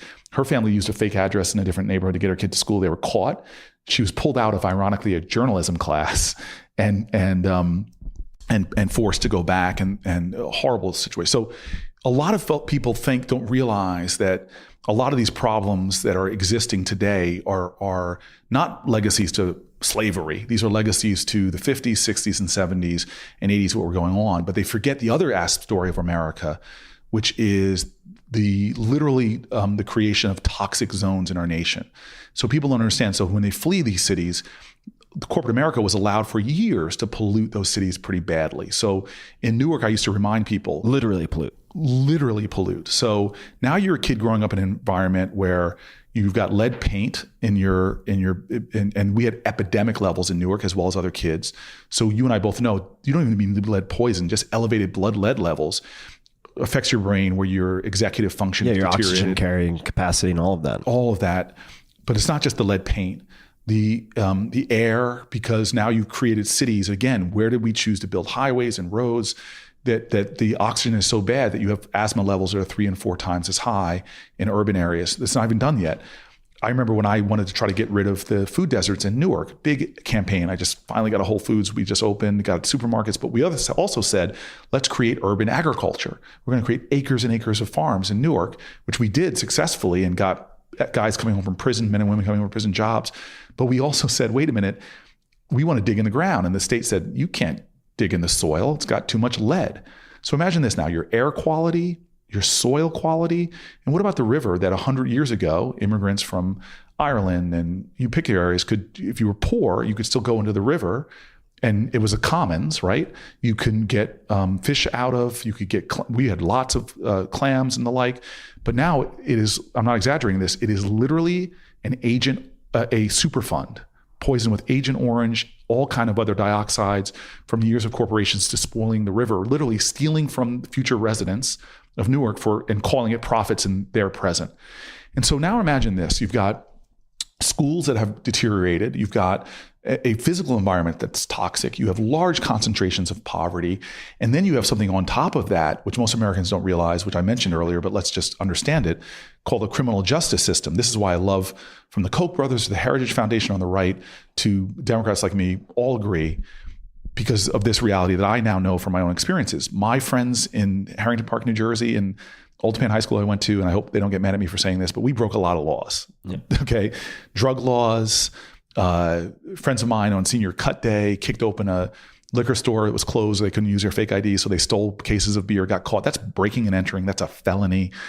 Very little consequence besides our parents and others maybe getting upset. But my friends and I are all going on with our lives, raising families. Very different justice system for doing the exact same things that you experience in many places in our community. Our criminal justice system now is overly targeted towards poor people. At Stanford, at Princeton, nobody was getting stopped and frisked coming home. And by the way, if they did from a frat party, they would find drugs. No FBI operation right now saying, how are we going to get those college kids and break their drug ring? When I know on college campuses, from Adderall to X to these things, you can get them sometimes on a smartphone. But in the inner city, those things become literally the difference between you making it in life and don't. And in a nation where almost 1 in 3 adults now has an arrest record, for you and I right now, we get arrested where we have the means with which it's not going to change our lives. It might change my politics, but it won't change our lives. The problem with inner cities, and I saw this when I went out to Rikers Island, you get arrested, you can't even afford the bail. Yep. I was out in Rikers, and these are kids missing 6 months to a year before they're even adjudicated. There's a documentary Jay-Z just did about Khalif Browder, who spent 2 years plus in jail for stealing a backpack. And most people don't realize that in jail, what we do to kids, other countries call torture, which is solitary confinement. Talk about life experiments. And we've heard about this. There's a great guy you should interview who wrote an amazing book about what he did with trying to cope with being stuck in solitary. But psychologists now conclude, in fact, over 50% of the suicides of juveniles in prisons are kids that were in solitary confinement. Over 60% when kids, if you include kids that just got out of solitary confinement. So now you have a criminal justice system that preys upon the poor. And by the way, you and I are both guys of means, but in America right now, there's no difference. Drug dealing and drug usage is sort of equal amongst races in America. In fact, young white men have a little higher levels, according to some studies, of dealing drugs. But if you're black in America, you're going to be arrested for that usage 3.7 times more likely than someone's white. So now you get these poor areas, toxic physical environment, designed to be poor because of the compacting in public housing in those certain areas. Now you get a criminal justice system that is focused on them, not in my town where I grew up, right, where we're going to get arrest records. And by the way, most people, Americans, don't know that if you get arrested in America, most states can legally discriminate against you. I can deny you a job just because you have an arrest, even if you were clear of the charges. Most people don't realize that FBI records are so bad that a large percentage of the FBI background checks come back wrong. I think the majority of them come back wrong. So you may have been cleared of your charges, but that employer who you don't even know they're looking at it thinks you still had something wrong. But the American Bar Association identified 40,000 collateral consequences if you have been convicted of a nonviolent drug offense. So remember, 2 of the 3 last presidents, felony drug use they copped to, not just some pot. Obama and Bush, felony drug use. There are presidents, a lot of Congress people the same. But if you're a kid in Newark, you got caught for a nonviolent drug offense doing something stupid that we did, that Stanford students, Princeton students are doing, they can't get a Pell Grant, they can't get food stamps, they can't get business licenses. I had a guy begging me when I was mayor of Newark, why can't I get a cab license? It was 18 years ago and I was just caught with a little bit of drugs. You can't get a job at Burger King in Newark. So I say all this. If I jump in. Oh no, go ahead. The conclusion of all this is that that's sort of what got me into fighting against a lot of this stuff and finding like the concrete of Garden Spires where I did the hunger strike, learning that, if I try to fight these battles without creating unusual coalitions, basically if I could create unusual coalitions, I can get unusual results. And if I can awaken people to the facts of what's going on, if I can appeal to people's moral imagination, I can tap into a tremendous amount of energy. And it was, for Newark, I had to hack the system. This, in many ways, what I did with being, the hunger strike taught me that if I could think of ways to sort of hack the system and get people to pay attention that weren't paying attention before, I can actually make tremendous things happen very quickly. And so I became mayor at the worst time to be a mayor of an American city, during the Great Recession, which is a Great Depression. I had a guy who was my friend, and I know I say that and some of my Democrats friends get mad at me, but Chris Christie is my friend. I can write a dissertation on our disagreements, but I said, I'm the mayor of the largest city. You're the governor of the biggest state. Let's not focus on where we disagree. Let's see if we can find some things we can work together on, because if I don't, I'm just going to be screaming at you from the outside, as opposed to sitting at the table with you and finding things that at least 2 Americans can find 6 or 7 things we can work together on. And just to pause, everybody should rewind that and listen to the exact wording of that. Right. 5 to 10 times. Yeah. I think because it's useful. And my funniest Chris Christie story is, not funniest, but most instructive to me, was when press got mad at me. It was marriage equality. Gay marriage was being voted on, something I'm strident about, equal justice under the law. Chris Christie stridently against. And it's being voted on in the United States Senate, in the state Senate in New Jersey. And I had a meeting, I didn't plan it this way, to schedule with Chris Christie in Trenton, in his office, on the same day that all this is happening. So imagine this, protesters outside, media outside, I'm going in to meet with Chris Christie. And everybody's thinking the guy who the first person ever raised the pride flag in front of City Hall in Newark, the guy that refused to perform marriages when I was mayor, because I'm not going to marry anybody unless I can marry everybody. I'm marching in to meet with Chris Christie, and everybody's like, yeah, he's going in there to give Chris Christie hell. Really, I'm marching in there with him because I'm working on a $300 million project in downtown Newark that had places for schools, that had affordable housing, that I brought together an unusual coalition, unions pledging to me to do apprenticeship programs for my kids, Goldman Sachs, God forbid, because they were one of the few people I can get to get capital for the project. It was an amazing coalition to benefit my city, to create jobs and the like, and he's critical to getting it done. So I'm going to meet with him, and I come out, and the press is like putting the microphones in my face. Did you give it to him on this? And I'm like, I could have sat there for my entire 1 hour I had with the governor of the state of New Jersey and fought with him, and we would have changed neither of each other's minds. But by focusing on something, and I'm not saying there's not a time and place. Chris Christie has not been soft on me on things he disagrees with, publicly criticized. Even when I'm senator, he still publicly criticized me on things, and I haven't been soft on him. But in that precious time I had with him, I wanted to get this dagnab project done so I could get jobs for people who tomorrow or the day before they needed to go to work. And that was what was important. So this I think was, glad I didn't interrupt you. Sorry for attempting where I was going to go is exactly where you helped me segue, which is something that we chatted about very briefly before recording. And feel free to wordsmith this because I scribbled it down very quickly, but we're becoming reactivists, not activists. So for people who listen to, for instance, when you were talking about all these various problems, there are many people in this country and certainly around the world who feel overwhelmed, disempowered, like it's all just too much that they can't do anything. And then they become, or they take on the cynicism that we already talked about as being very toxic and contagious also. How would you suggest, if people care about a specific issue, they want to do good, but let's say they have a full-time job, what makes someone a good activist? Well, so great question. And I'm just trying to figure out how to approach this, which is, I guess there's two things that are bubbling up in me. And the first is, again, life lessons that you and I have talked about in our past, but more you've talked about with like what I just find that every day if I get up and I can focus on and keep clarity on what the mission is, what is my purpose today? And even back to the time I credit my success in college from failure. Okay, so I got, and life does this to me a lot, beats me down to like the basic elements of my being. Like you and I both probably been through that where Newark did that to me a lot, just broke. I think from our brokenness, it's also necessary to be broken because that's often when the light gets in. It's like when we're shining armor and stuff like that, nothing's penetrating, but sometimes it takes us getting broken down. And so my first brokenness in my post 18-year-old life was getting to Stanford as this big hyped football player and failing and just like sinking on the depth chart to the coach had to dig a little hole and write my name really low on the ground because that's how far in the depth chart I was. And just getting into a fight on the football field. I'm not a fighter. I'm a guy that fight meaning punch fight. Oh my God. Yeah. I went at it.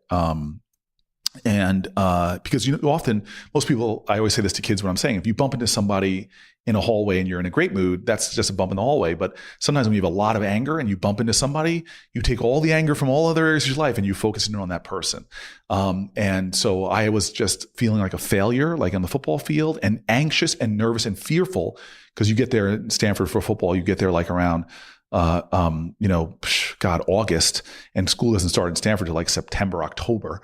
And so I'm fearing this reality that the truth is I was not the greatest student, not as great as the kids these brainiacs are going to come to. And I thought to myself, I'm not competing on the football field. I'm about to go into the classroom and get just my butt kicked by these smart kids from around the globe who should be Stanford students. I'm an imposter.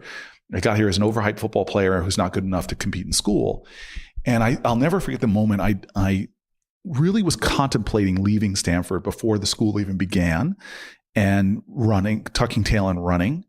And I pulled out of my notebook a piece of paper and just clarified. And basically put values down, statements of who I am, what I stand for, and what am I trying to achieve. And the goals then became, you can talk to my college roommate who's still a dear friend, I'd have a whiteboard up, entire college career. In the dorm room. And I put it in code because I didn't want people to know what my goals were with my goals. Wait, so I have to ask. So what would be an example of a goal? If you don't remember, you could make something up. And then what would the code say? So I'm guessing it wasn't just like Pig Latin or something. No. The code would be like I wanted to transform my body. And so some of the goals were very specific. Like I'm going to weigh this much. I'm going to run this 40 time. I'm going to bench this much. And I'm going to do everything I can to get to these numbers. So, and academically, it's the same thing. I'm taking this course load.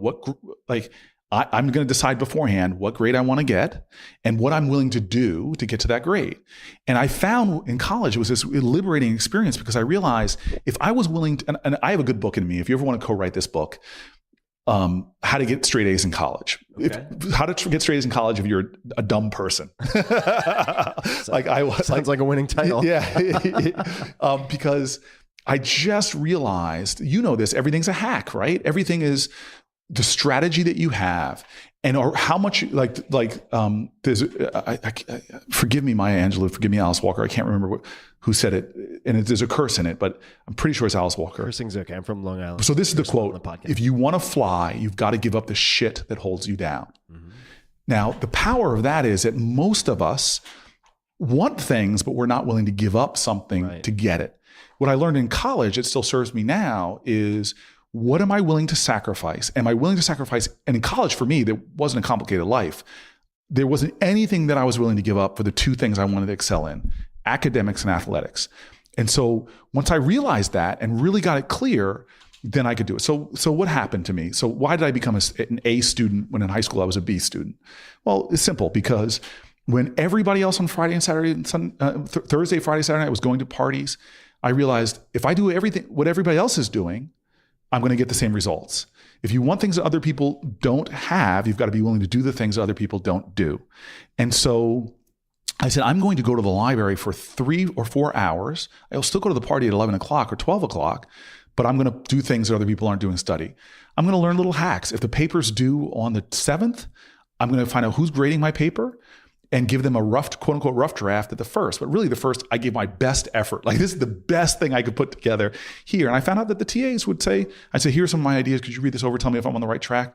And they would then tell me the pathway I needed to take that B paper to an A paper. I could go through all the things I did to come out of a Stanford and be qualified to get a Rhodes Scholarship.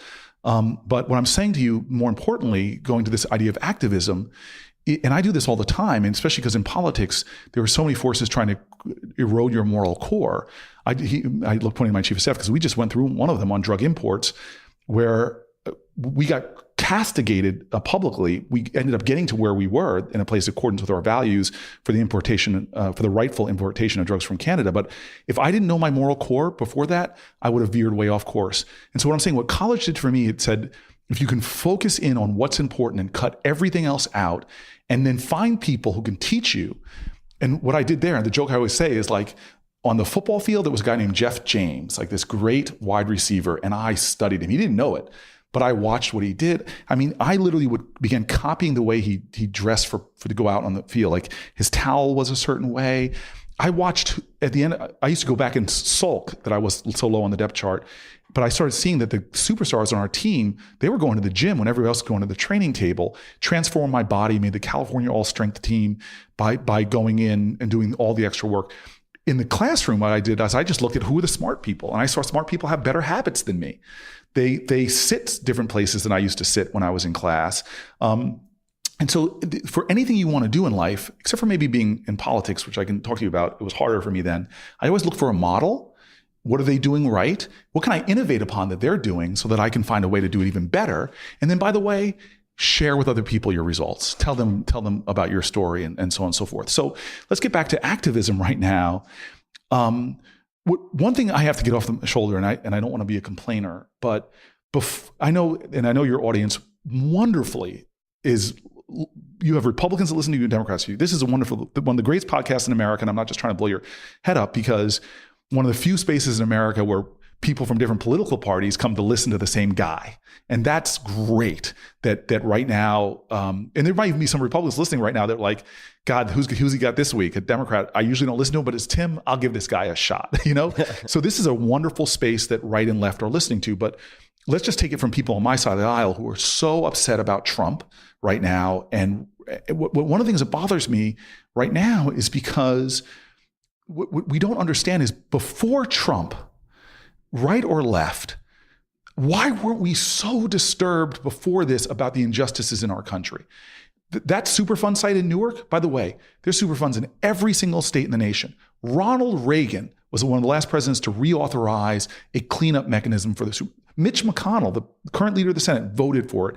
It was to take polluting industries into a teeny tiny tax, no difference, teeny tiny tax to fund fun sites. Well, we're now in a different era where, God bless Ronald Reagan, but a lot of things he did, we currently don't necessarily want to do. So that has lapsed and nobody's willing to reauthorize it. So what's happened to Superfunds in America? They've gone up. We have more Superfund sites now. They're increasing. Can you reiterate what a Superfund I'm site sorry. is? These are sites that are so profoundly toxic and dangerous. Living around them is And it's Superfund? super FUND, because we created as Congress, bipartisan, a fund to clean them up. We said these are so toxic and dangerous that we are going to take special legislation to clean these up. God bless Reagan for reauthorizing it. God bless Mitch McConnell and others for voting for it. Now it's lapsed. When I got into Congress, this was a mission for me because New Jersey is the number one state in America for Superfund sites, north to south, and they're overwhelmingly concentrated in poor areas. And now we have longitudinal data that we know that, unfortunately, children who are born around Superfund sites have significantly higher levels of birth defects and autism. So this is a threat to American children. And it's been going on. Why aren't people more activated about that? I'll give you one more example. And this is a controversial example because we all like our bacon. But North Carolina has 9 million pigs. Why is that an important number? Pigs create 10 times the excrement that a human being does. So they've got the same population of pigs as New Jersey has people, but 10 times the excrement. What do you do with that excrement when you have that kind of factory farming? Well, New Jersey's waste, we put it in human waste, we put it in waste treatment plants, it doesn't poison us. We don't get poisoned by our own crap.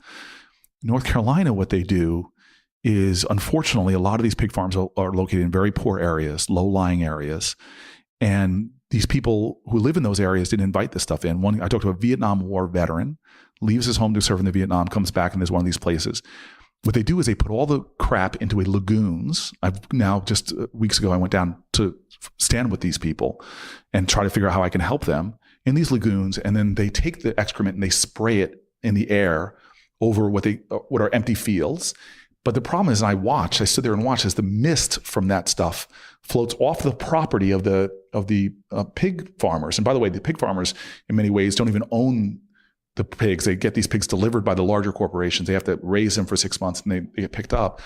But long story short, this community has horrific cases of cancers and respiratory diseases. They can't open their windows. They can't run their air conditioning. And every time they try to elect somebody that will represent them, the industry, one of the most powerful lobbies in Washington is big ag. These corporate farms, corporate folks will just put a lot of money behind people. They'll fight them.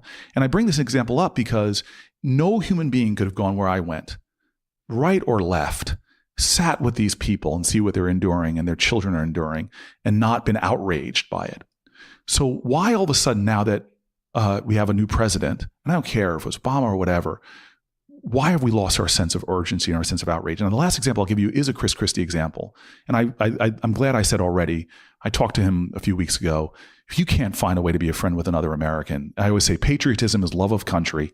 You can't love your country unless you love your fellow countrymen and women. And our founders even understood this. A bunch of very different people at the end of the Declaration of Independence, they call to future generations and say, in order to make this country work, we have to have an irrational commitment to one another that makes it's irrational. It doesn't even make sense. We've got to mutually pledge to each other our lives, our fortunes. And I love this last one, our sacred honor. So if you're one of those people who, just because somebody says they're a liberal, you call them a libtard. And I see this is the stuff I read on, just because somebody says they're a Republican, you call them a racist, whatever. Then you are not honoring the vision that this country was founded upon, about that irrational commitment. Well, team of rivals, right? Yes. And so Governor Christie I use him as an example, and I apologize if he's a big listener to this, because I went to go vote in 2008 for Barack Obama in Newark, New Jersey, a majority black city. Let's just say he was a little popular in Newark. Lines around the polling places. I go vote there. The woman at the end of the line, I'm rolling deep. I'm the mayor of the city. I got officers next to me. I'm getting out of a fancy SUV. And the woman looks at me, as New Yorkers do, love my city. We keep it real. It's not like, hey, mayor, nice day. She just looks at me. The first thing she says, don't you think you're cutting in this line now? And I'm like, yes, ma'am. And I waited in this long line. 1 year later, it's a governor's race in New Jersey. I go to vote. Nobody's there. I walk right in. and vote. Hug the woman behind the table because she looks lonely. Then the results come out. Chris Christie narrowly wins that election. I look at the data. If just the cities in New Jersey had turned out a fraction of what they did a year before, and I always tell people, then people are complaining to me. Again, I told you I'm mayor during the most difficult hand of cards. I got a Republican governor who is now cutting back on funding. Again, New Jersey as a state had terrible problems, and he just said, I'm not going to fund cities like I used to. So Trenton cuts off a third of their police department. I lay off 12%. Then we see the earned income tax credit, which is a way for working Americans making $30,000, $40,000 a year to get tax breaks. He ends that system. He pulls that, cuts funding to Planned Parenthood, which again, different people on this recording might have different views on it. But for Newark, it was one of the best ways for people to get access to preventative care, prevent unplanned pregnancies. People are saying, why is Chris Christie doing this to us? And my response to them is, Chris Christie's not doing this to you. What's happening is we didn't come out and vote. Yeah. It is so what people don't understand, King said this, and again, nobody's evil here, but he said the problem we'll have to repent for in our day and age is not the vitriolic words and violent actions of the bad people, but the appalling silence and inaction of the good people. So could I jump in for a Jump second? in, yeah. All right. So if you were providing, say, a cheat sheet to people listening, maybe, and almost certainly people in the Carolinas who are thinking, my God, that's terrible to my backyard. I want to do something, but I fear A, it's too overwhelming. B, I won't have an impact. C, maybe I could have an impact, but I don't have the time. If you were providing, aside from ensuring that you vote on the things that you claim are of importance to you, what else, if you had a training school for super activists, what would some of the tenets be? Well, I mean, guidelines? that's the point I guess I was trying to make with some of my earlier comments to you, which is the same point over and over and over again. And it's this idea that Ms. Jones said, I was overwhelmed. I didn't know what to do. And she didn't prescribe things. She said, do something. And the problem is we often let things feel so big, we allow our inability to do everything to undermine our determination to do something. Right. And what people don't get is that you and I know a little bit about your family history, and you just heard a bit about mine. What if that person in North Carolina, again, my father's home state, said, I can't do anything about segregation. I can't do anything about poverty. I can't do anything about the lack of education for black kids in this town. So it's terrible. Somebody should do something about it. Instead, they said, you know what? This is one black kid named Cory Booker. I'm going to give him $1 to go to school.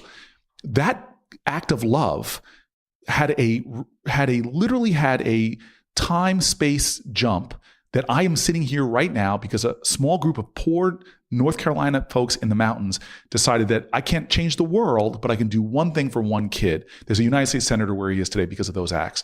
And so not one action done in a righteous cause. And look at people who are hacking our politics.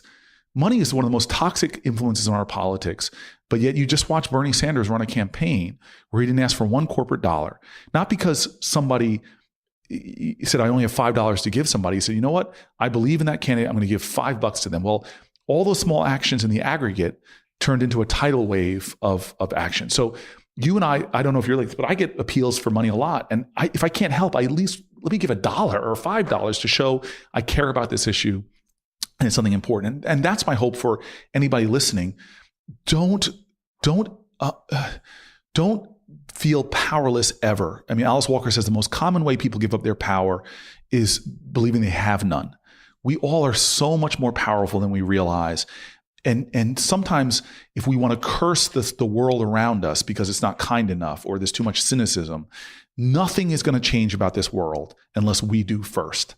And so if that might just be doing the smallest thing. Like I just spent this week reading about Yemen.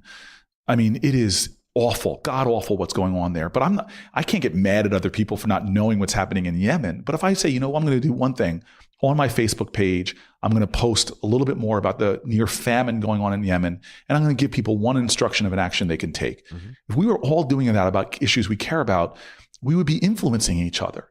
And so that's what I'm just saying is I've learned in my life, again, I got a little cut off, but if you're an activist or if you're a person, what is your life mission state?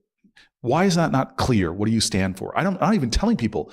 I don't care if your mission is to go out and make $1 billion. Are you getting up every single day and at least knowing what your mission is, what your values are, and how you're going to fight the good fight as you know it?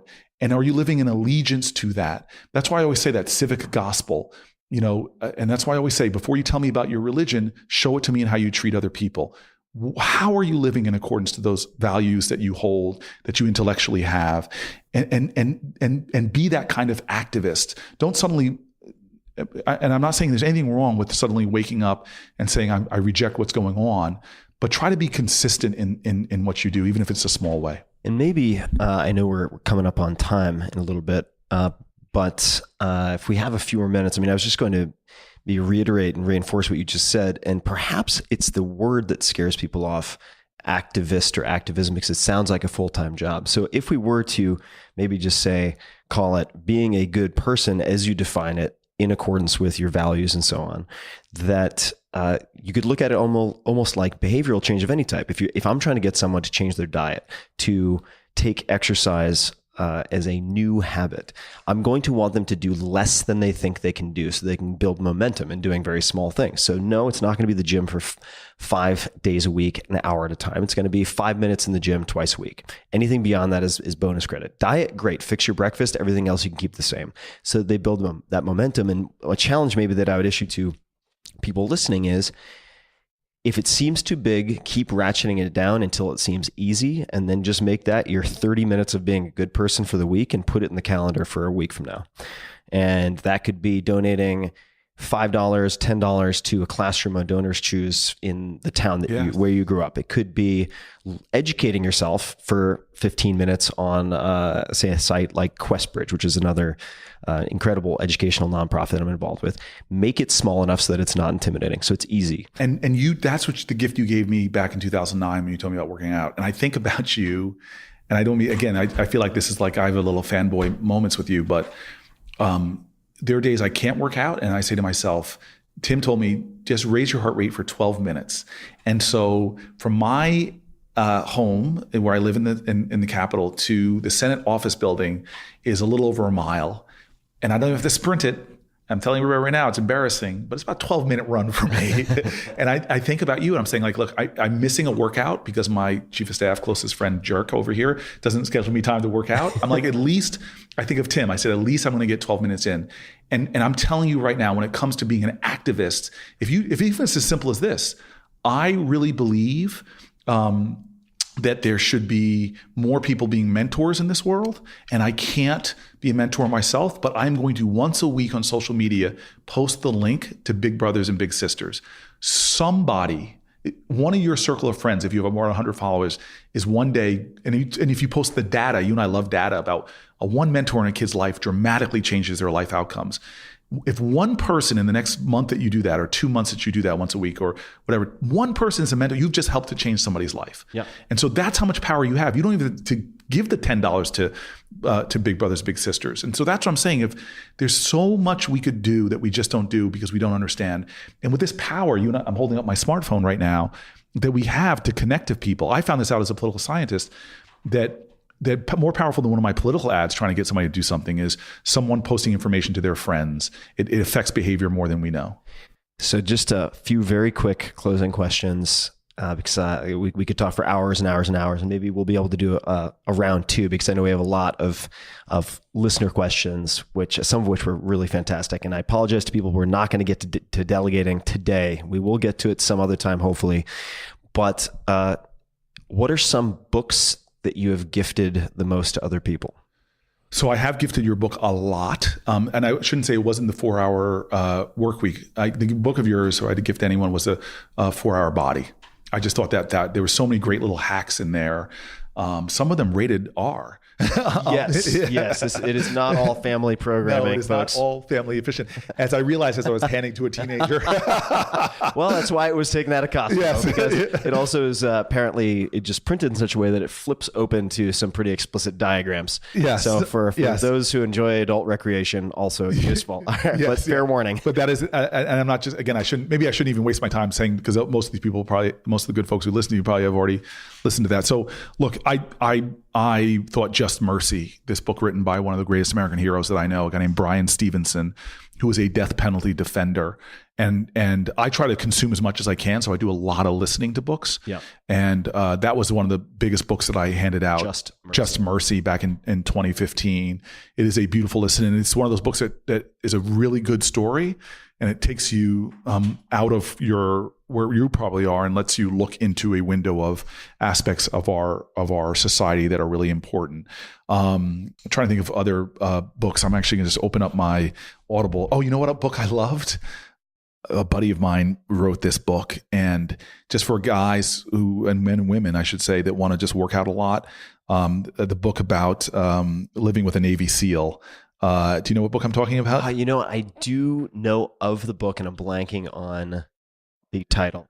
Living with a SEAL. That's what it is. And it's Jesse Itzler, who's just if you are a workout guy, and it reminds you of things you already know, that you can push your body and yourself far further than you think. Oh, yeah. And it really was a moment. It was actually I think I listened to that around the time I was starting to battle back into shape from being the heaviest I ever was. And it was a wonderful book. And he's going on to write more books like that. I'm just going through some more of these that are not I listen to a lot of history and biography. So if you were to suggest people to start with one biography, if they'd like to get into biographies but are not sure where to start. So I think Gandhi's autobiography is a profound read. I think that Parting the Waters is one of the best Taylor Branch's Pulitzer Prize winning book. Mm-hmm. If you're an American, it's just a unbelievable story of our country. Question that you wish more people would ask themselves, or that you wish people would ask themselves more often. Any question that you wish people would ask more often? It's productive for me to do a recentering a lot. And, I think I even brought this up to Matt, who's, again, my chief of staff, relating to about in this context, we were deciding whether to grant an interview that is kind of a quirky request that we got. And it was so easy for me to fall back on, okay, well, wait, why am I here in the Senate? What is my mission? And so I do really think that's a really productive thing. If you have an hour just to sit with an open notebook and just say, what am I about? Or what do I stand for? Or what are my most important values? And if you actually can do that and then actually have an honest conversation about am I living in accordance to my highest values? What legacy do I want to leave? What energy do I want to leave on this universe? I sat down with, and now I feel like I'm doing more name dropping, but a guy I revere named Neil deGrasse Tyson. Neil deGrasse Tyson, brilliant guy. Brilliant guy. You should have him on the podcast You someday. should have him on. Neil, you should really come. People would really benefit from, talk about a guy who's nonpartisan. I mean, he's a guy that would give you that lecture about go where the science leads you, whether it's left or right. But because I've heard him talk in ways that ticks off. If you're ticking off both sides of the political aisle, you're probably doing pretty good. Yeah. But we had this conversation because I love talking about things from a spiritual perspective. But I'm now finding that science and religion are really, the frontiers of science really are very spiritual. And so in astrophysics, I wanted to confirm this with me because I was using it in major speeches talking about, stars are millions, if not hundreds of millions of light years away. That's what I wanted to confirm with him. And I had always heard that we're looking at stars at night that have disappeared, but because their light goes on in perpetuity, we see those stars as if they're there, but they're really gone. And so he confirmed all of that. And I said, well, that's powerful that a being of energy could be gone millions of years ago, but we're still basking in its light, marveling at its glory, feeling its warmth. And I said, we are beings of energy too. And so this idea that the energy we give off while we're alive, this idea that it dissipates no, I'm sorry. I am basking in the warmth of those men on the beaches of Normandy, as my dad might say. I'm basking in the warmth of those people who helped my family buy our first house. And you've got to see yourself as no good deed doesn't resonate. But the problem is we all shrink ourselves. Fear shrinks ourselves. Bigotry, hatred shrinks ourselves. Negativity. But what makes us bigger and bolder is courage and kindness. And we get radiant when we live with those values. So what are your moral values? And are you living by your highest, most luminescent self? And what makes you, and understand what your triggers are. When do you get small? When do you get petty? And what have you? I think that kind of self-work really helps you be more effective in living out your mission. But and I this, if people who get on if I got in my car and didn't know where I was going, I would just waste energy, waste fuel, and what have you. But if you have if you know like a laser beam where you're supposed to be headed, if you've taken the time to do that work, when the craziness of life, you can easily fall back. Okay, why am I here as a senator? Why am I here as an entrepreneur? What values am I trying to do? And I think we've lost that. Capitalism is a great example. As a guy who loves a free market, capitalism got lost when we were allowing people in a very unfree market way to foist their costs off on society. Like, most people don't realize that a person working at an IHOP in Newark you are subsidizing that IHOP by giving that, because I have friends that work at IHOP that live in public housing. It's taxpayer subsidizing. It's outsourcing the costs of paying somebody a living wage to the rest of people in society. Most people don't understand that capitalism, if you really read Adam Smith, he has his moral sentiments. He really talks about the larger vision. This is, again, he's a Democrat. The head of AEI is a guy that talks about, we as Americans don't believe capitalism and free markets are the end. We believe it's a pathway to reaching the free market. And so what I'm saying is we remember why we have capital. And this is why I love people who get perverted in their corporate goals, where it's just about that quarterly report. Well, if you look at the first some of the early entrepreneurs in America, they weren't looking at short-term views of their company. We've allowed a lot of things to erode our moral compass and make us smaller and greater because we don't reset. What are we really about as a society? Why did we form as a nation? What are our guiding principles, and live in more accordance to those? Last question. Do you have any ask of the audience, something you wish the people listening would do or think about, and where can people find you, say hello, learn more about what you are up to? Well, I mean, the easiest way to find me is if you have social media platforms, is at Cory Booker, CoryBooker, on any platform, Twitter, Facebook, Instagram. And I try to do my best to live sort of my authenticity on those positions, on those platforms. And I guess my request from people, which is tough today, because I think that I do worry about the divisions in our nation, and if I'm worrying about something, I'm trying to do something myself to heal those. And that's why when I went to the Senate, I told my state, I'm not going down as a Democratic senator. I'm going down as a senator for our state, and I'm going to listen to Bill Bradley, who's one of my mentors, to try to do everything I can to create working relationships with my senators. So if Republican senators like Deb Fischer, who she and I have done such good work together, senators like Tim Scott, a Republican from South Carolina, done really good work together. Rand Paul, who's a guy people wouldn't imagine, but he and I have done really good work together. And I guess I'm saying that as a preamble to say this. It's a shame that in our society we're creating divisions that are so deep between us that we fail to see each other or hear each other. Back to how we started about non-judgmentalism and leading with empathy, with a courageous empathy. And so my request for people is one of my first mentors in Newark, this amazing tenant leader, led the longest rent strike in our city's history back in the 70s. He won against the government. It was public housing. He led people in this amazing rent strike, this crotchety, and you looked at him, he's not dressed in fancy clothes. But I watched him at tenant meetings. And you and I have both been in them, whether dorm meetings or whatever, where everybody wants their moment and they speak for too long. But I watched this guy just look at everybody with these eyes that he was listening to you. And while I'm getting nudging and tired, he's still looking at people. And the irony of his sight was that he went blind. And yet he would tease me every time I would see him. I'd say, "Hey, Frank, it's Cory." He's like, "I see you." Anyway, I want to end with my request to everyone, and a foreshadowing of what I hope to share with some of the students who I'm going to speak to in a commencement speech in a couple of months. His last words to me were, I walk into his room, he's in hospice, and my ego, which I need to check, is upset. I'm like, this guy, tens of thousands of human beings had hot heat and hot water or stayed in their homes. Why is he dying without crowds of people? I mean, this guy taught me that significance is more important than celebrity, that purpose is more important than popularity. He lived a life of great purpose and great significance. And I go into his hospice room after the nurses have told me that it's not going to be long, and he can barely talk. And he's got, I hope many people have not heard people towards the end of their lives. I saw this with my father and others. Sometimes your breath gets really short, and But yet he was aware enough to know that I came in the room and I announced myself, and he forces out these words that used to be what he used to tease me. He goes, I say, hey, Frank, it's Cory. And he's like, I see you. And I spent time with him, hugged him, and kissed him on the forehead right before I left. And I said to him, I love you, Frank. And his last words to me were, I love you. And I think about those, I see you, I love you, I see you, I love you. We have lost our way in a sense in America, or at least many of us, and maybe I'll implicate myself, that we think the highest calling of this country is tolerance, that we're a nation of tolerance, as if that's a good thing.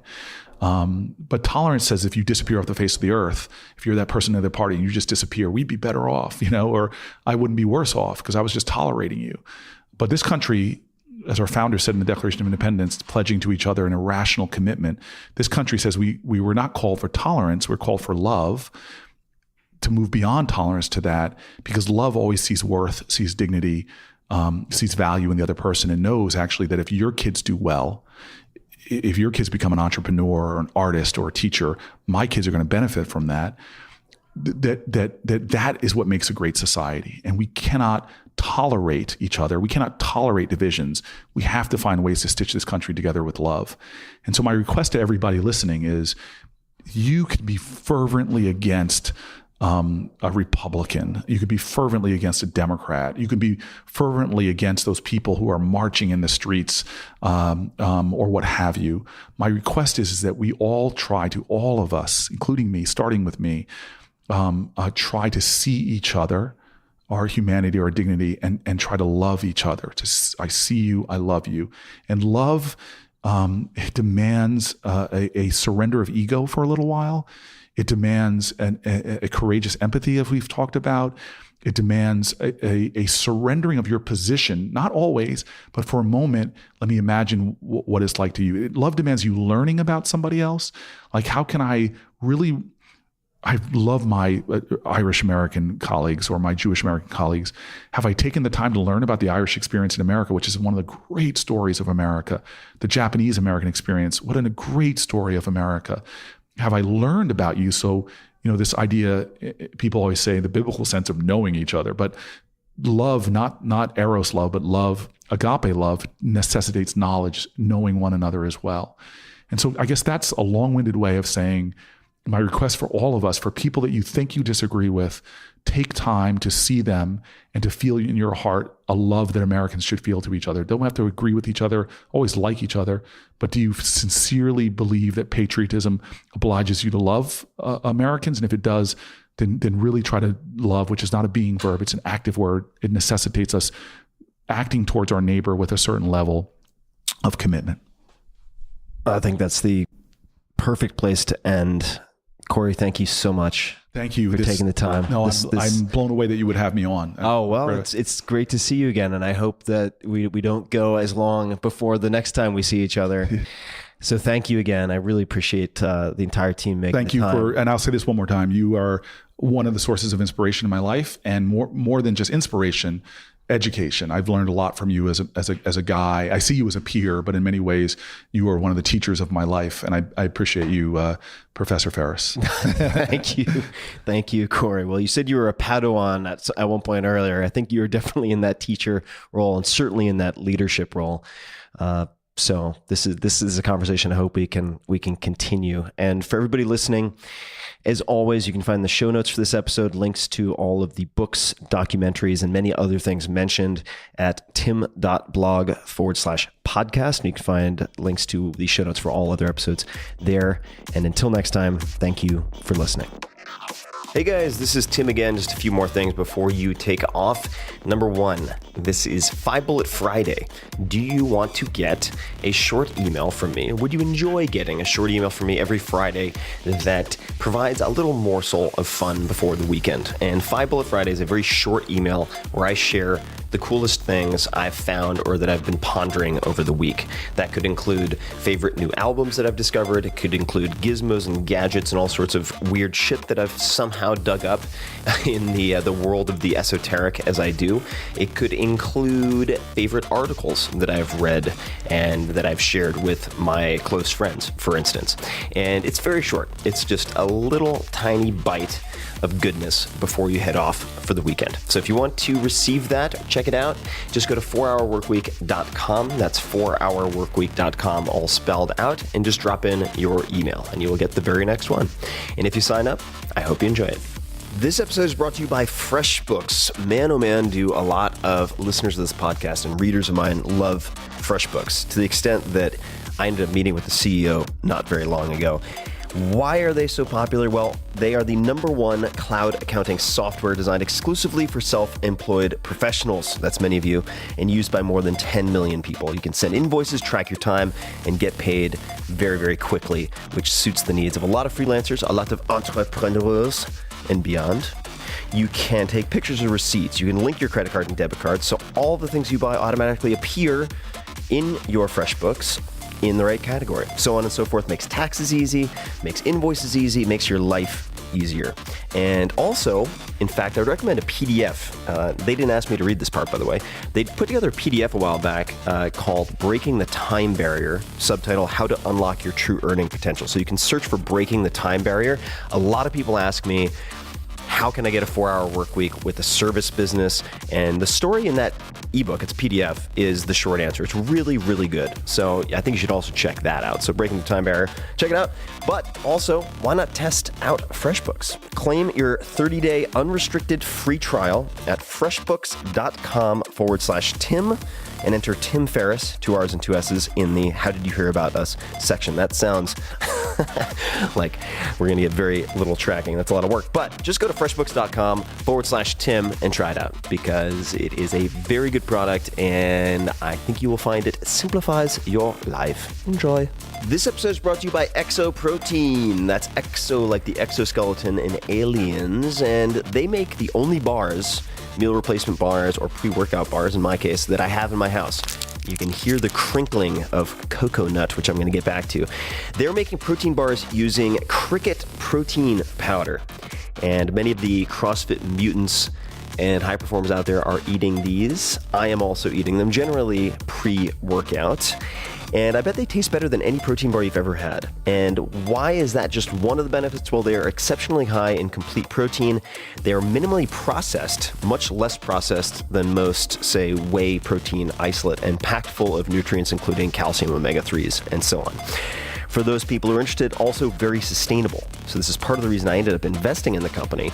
The United Nations estimates that crickets are 20 times more resource efficient per pound of protein than cows, for instance. Exo Protein was created by a 3 Michelin-starred chef and 2 Ivy League grads. They have made a line of protein bars that will, I think, really blow your mind. And some of my friends who are journalists have even tested them with glucose monitors to see what the glucose response is, because they have a little bit of carbs in them. And it was flatline, provoked no huge glucose or insulin response whatsoever. So there you go. You have that. They combine the cricket protein with simple ingredients like cocoa, almond butter, and so on to create a bar that ticks just about every box you could possibly care about. They're paleo, gluten-free, soy-free, dairy-free, low glycemic, no refined sugar. The list goes on.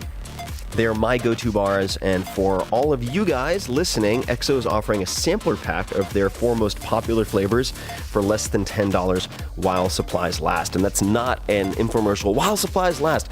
The last time they were on the podcast, this sold out in about a week. So I recommend you check it out. They're a startup, very limited supplies. Go to exoprotein.com, exoprotein.com/Tim.